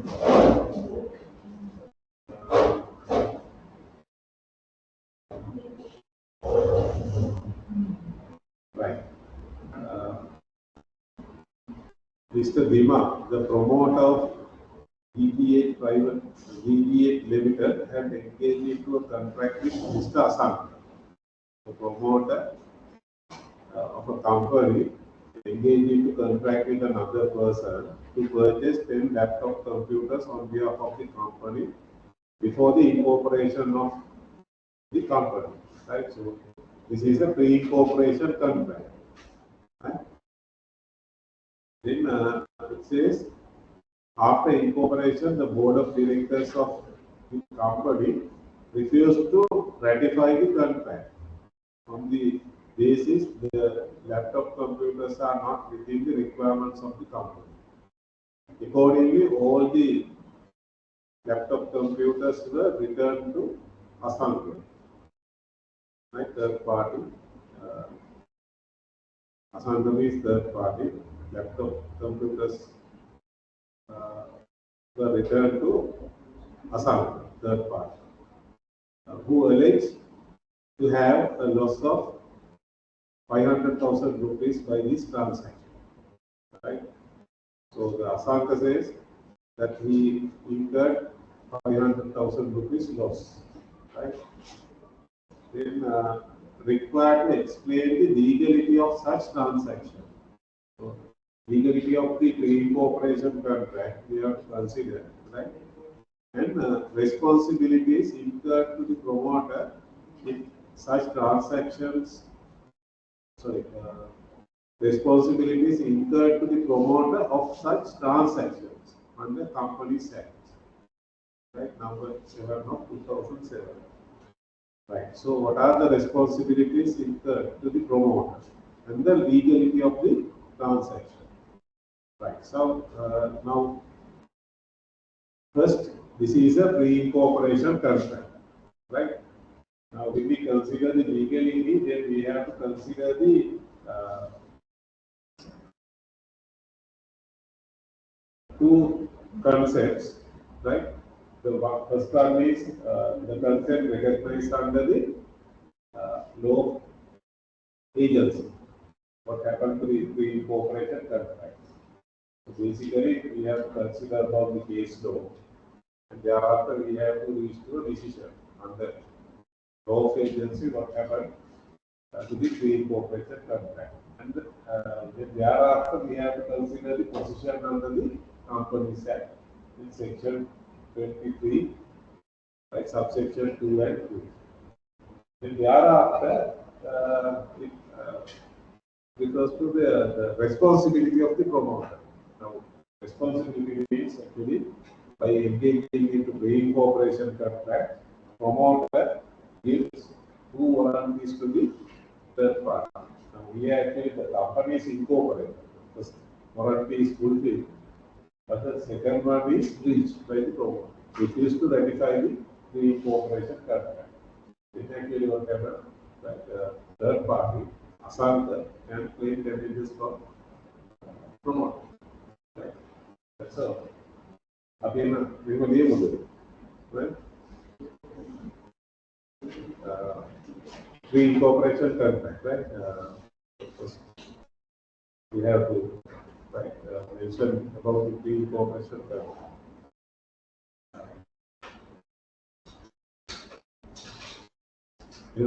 Right? According to the given case, the promoter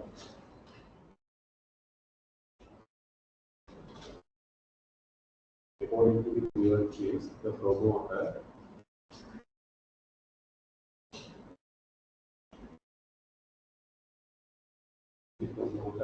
had engaged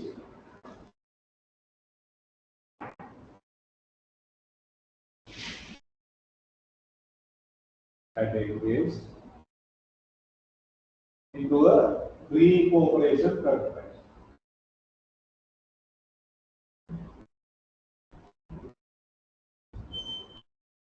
Pre-incorporation contract.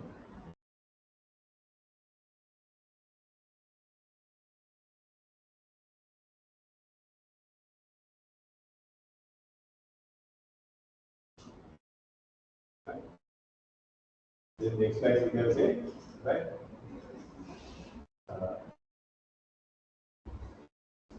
Pre-incorporation contract, right? It means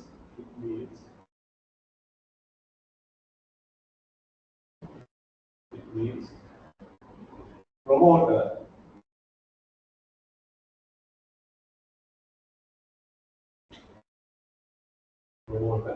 engage into a contract with third party.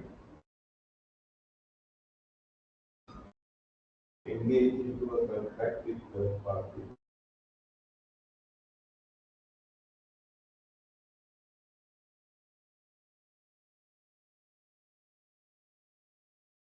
On behalf of the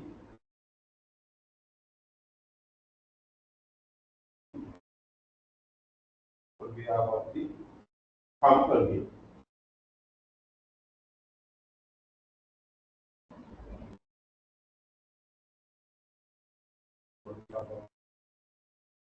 prior to incorporation. Prior to incorporation.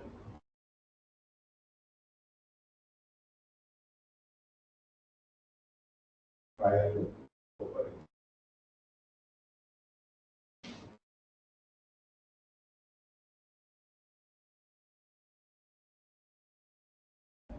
Right. According to the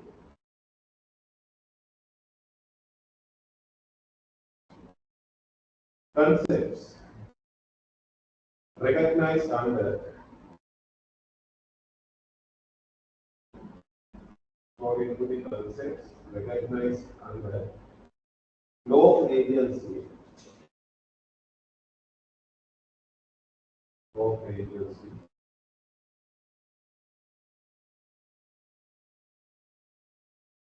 according to concepts recognized under law of agency,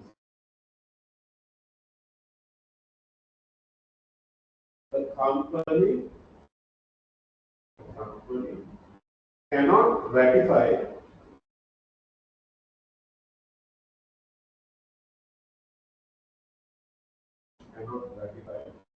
its pre-cooperation contract. Cannot ratify its pre-cooperation contract.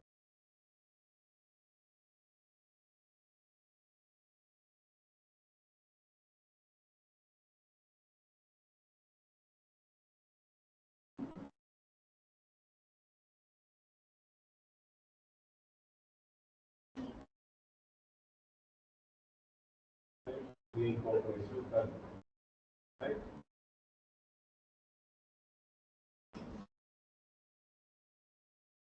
Because, right, next line, because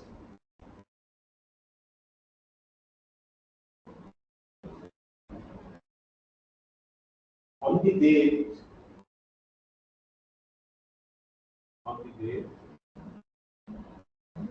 the contract was made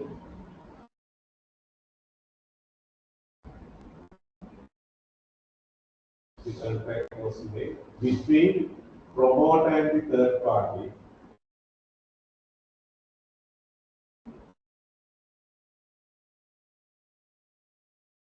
between promoter and the third party.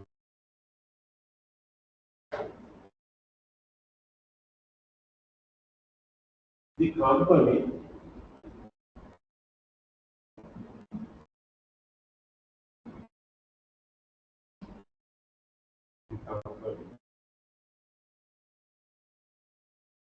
was not in existing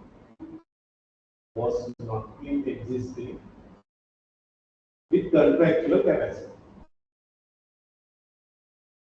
Was not in existing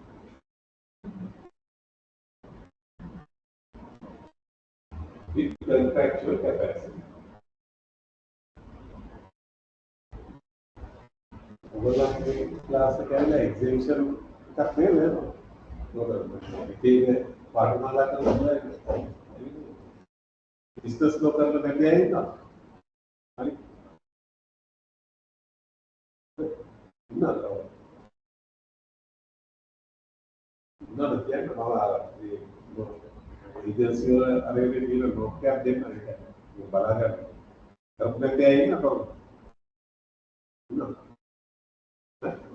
නෑ. ඔය අපස්සට බලන්න. මම මේක දාන්න. ඒ කියන්නේ පොතේ idea එකක් ගන්න පුළුවන්. ඒක දැක්කේ නේද? පැහැදිලි නේද? අර ඒක මම තේරුම් ගන්න තියෙන තමයි මම බුලටම ගිහිල්ලා පොඩ්ඩක් කියන්නේ ඒජන්සි කියන්නේ මොකක්ද? හරි බොහොම සරල කන්සෙප්ට් එකක්. බොහොම සරල විදිහට නෝට් එකක් දෙන්න මම මේක දාන්න ඔක්කොම බලන්න. හරි. ඒකේ තියෙනවා මේ නඩුව ගැන. ඒකම තමයි මෙතෙන්ට වෙන්නේ. කෙල්ල versus බැක්ස්ටන් එකේ මේ මෙන්ෂන් කරලා තියෙනවා නෝට් එක. ඒක බලන්නකො මම දාන්න. හරි. ඒක තියෙන්නේ අපේ ෆස්ට් එකට මේ මේක තිබ්බේ. පස්සේ මට මේක අසං කරනකොට තමයි නෝට් එක දැක්කේ. EXP කියලා. හරි. අපේ අතම මෙතෙන් විතරයි ඒක එහෙම වැදගත් වෙන්නේ. රිලේටඩ් කරන පැවිනෝදි මම ඒක උපයෝග කරනවා බිස්නස් වලට. හරි. The company was not in existing with contractual capacity, right? The next line we can say Next slide, we can mention the case law. Example, Kellner versus Taxter. Kellner versus Taxter.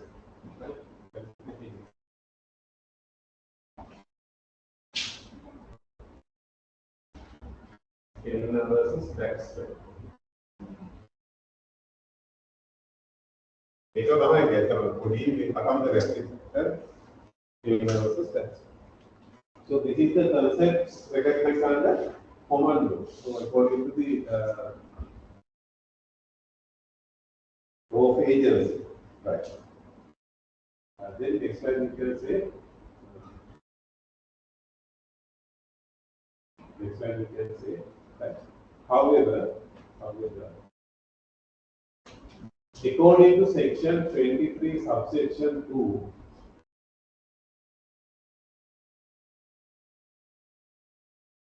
According to section subsection of the Companies Act,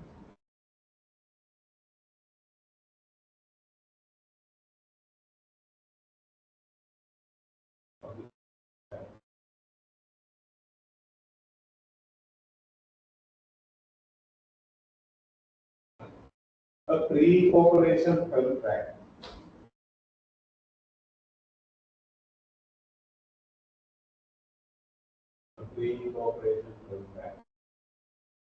may be ratified. Next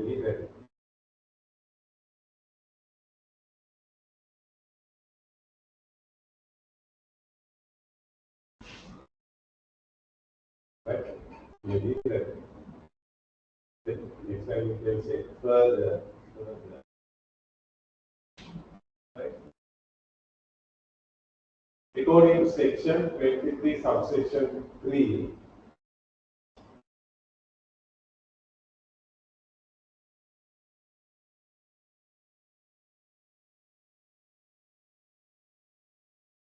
subsection 3.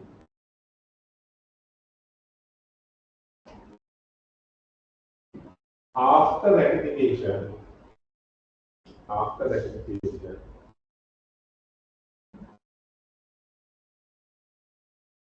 the pre-cooperation contract,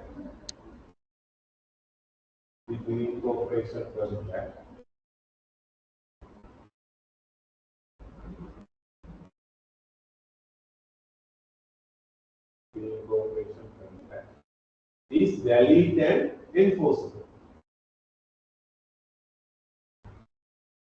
Is valid and enforceable as the company had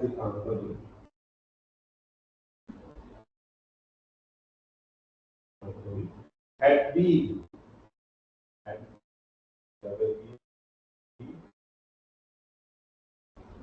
a party to the contract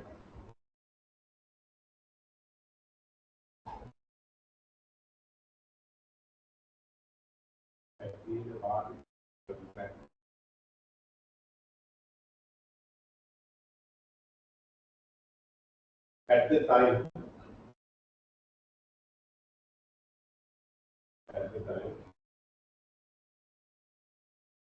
Right.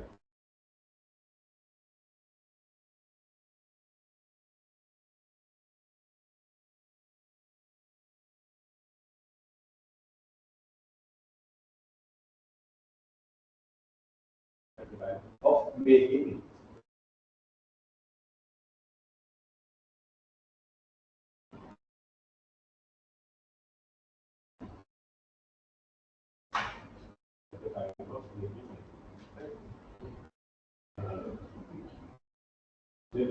There is the legality, right, of the pre-cooperation contract.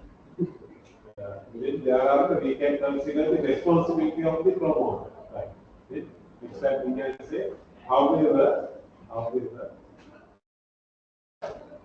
by engaging into a pre-cooperation contract,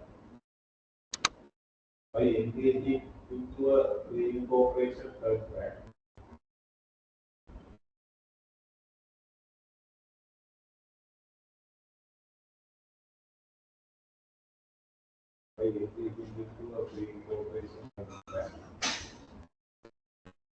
Right? The promoter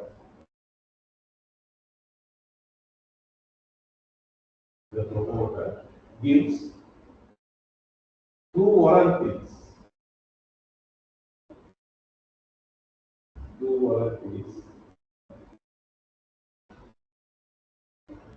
to the third party.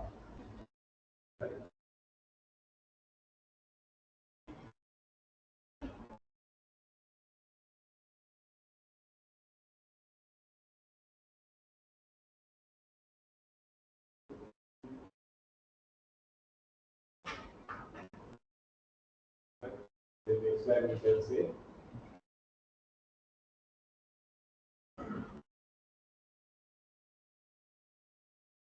two warranties to the third party.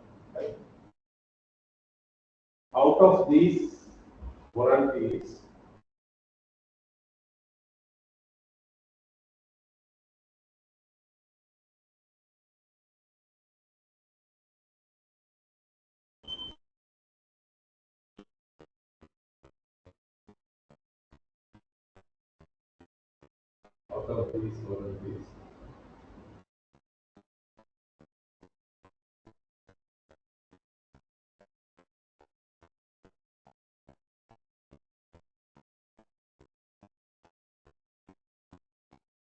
there's a warranty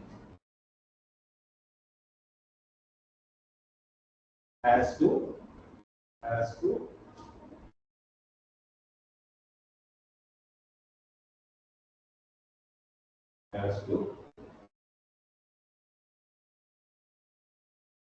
the pre-incorporation contract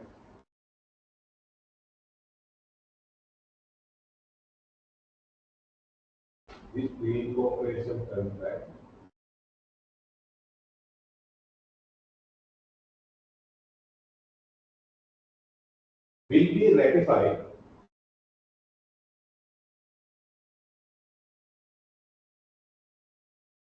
by the company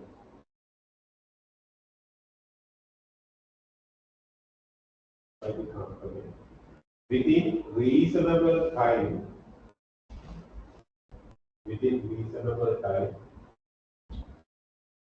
after its incorporation.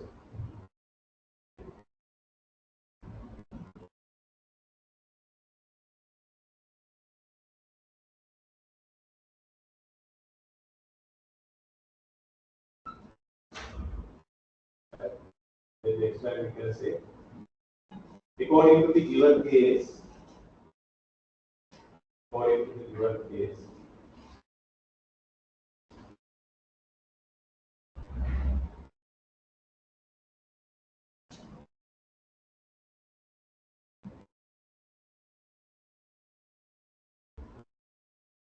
the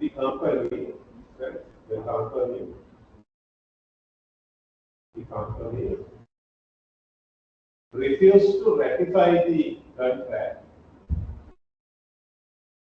after its incorporation.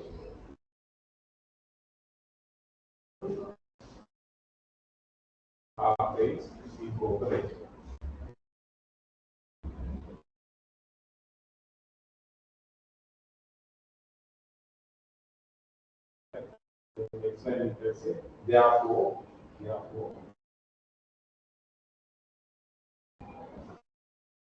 the third party assumption, right? The third party assumption,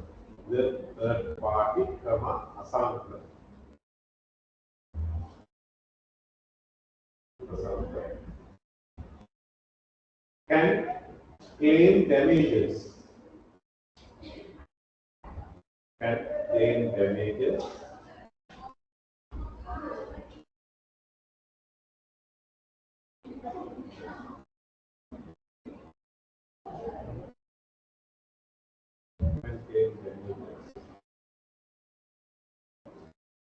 from the promoter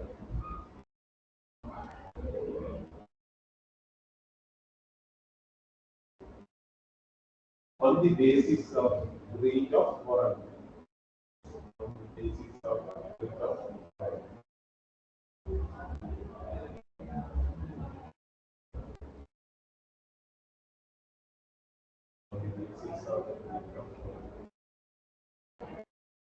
That is the responsibility of this promoter.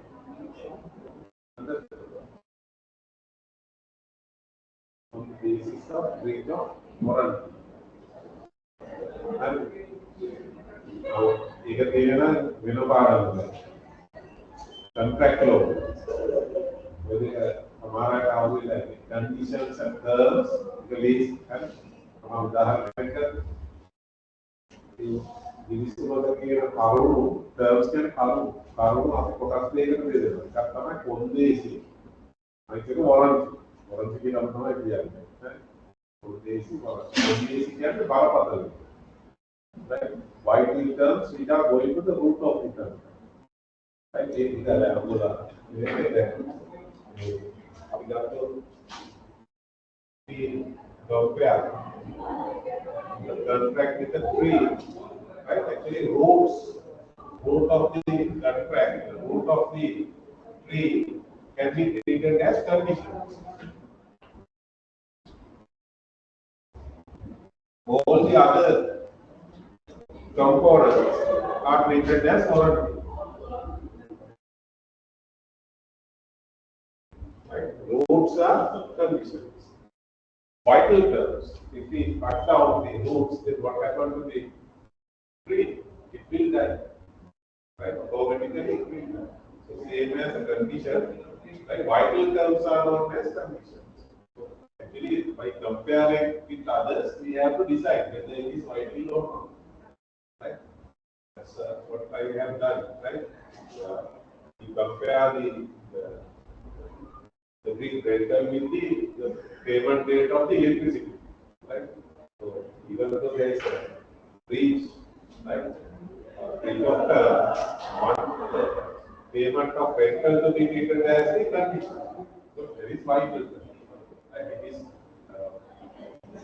going to the root of the contract, right? The basis of the contract, we have to treated as condition. So minor term or lesser important terms are warranty. So here actually only thing is if the condition breach provable, we need not to consider this. If the warranty breach, right, innocent party is entitled to claim damages, but only damages. So same thing comes to here. The warranty is given to the third party.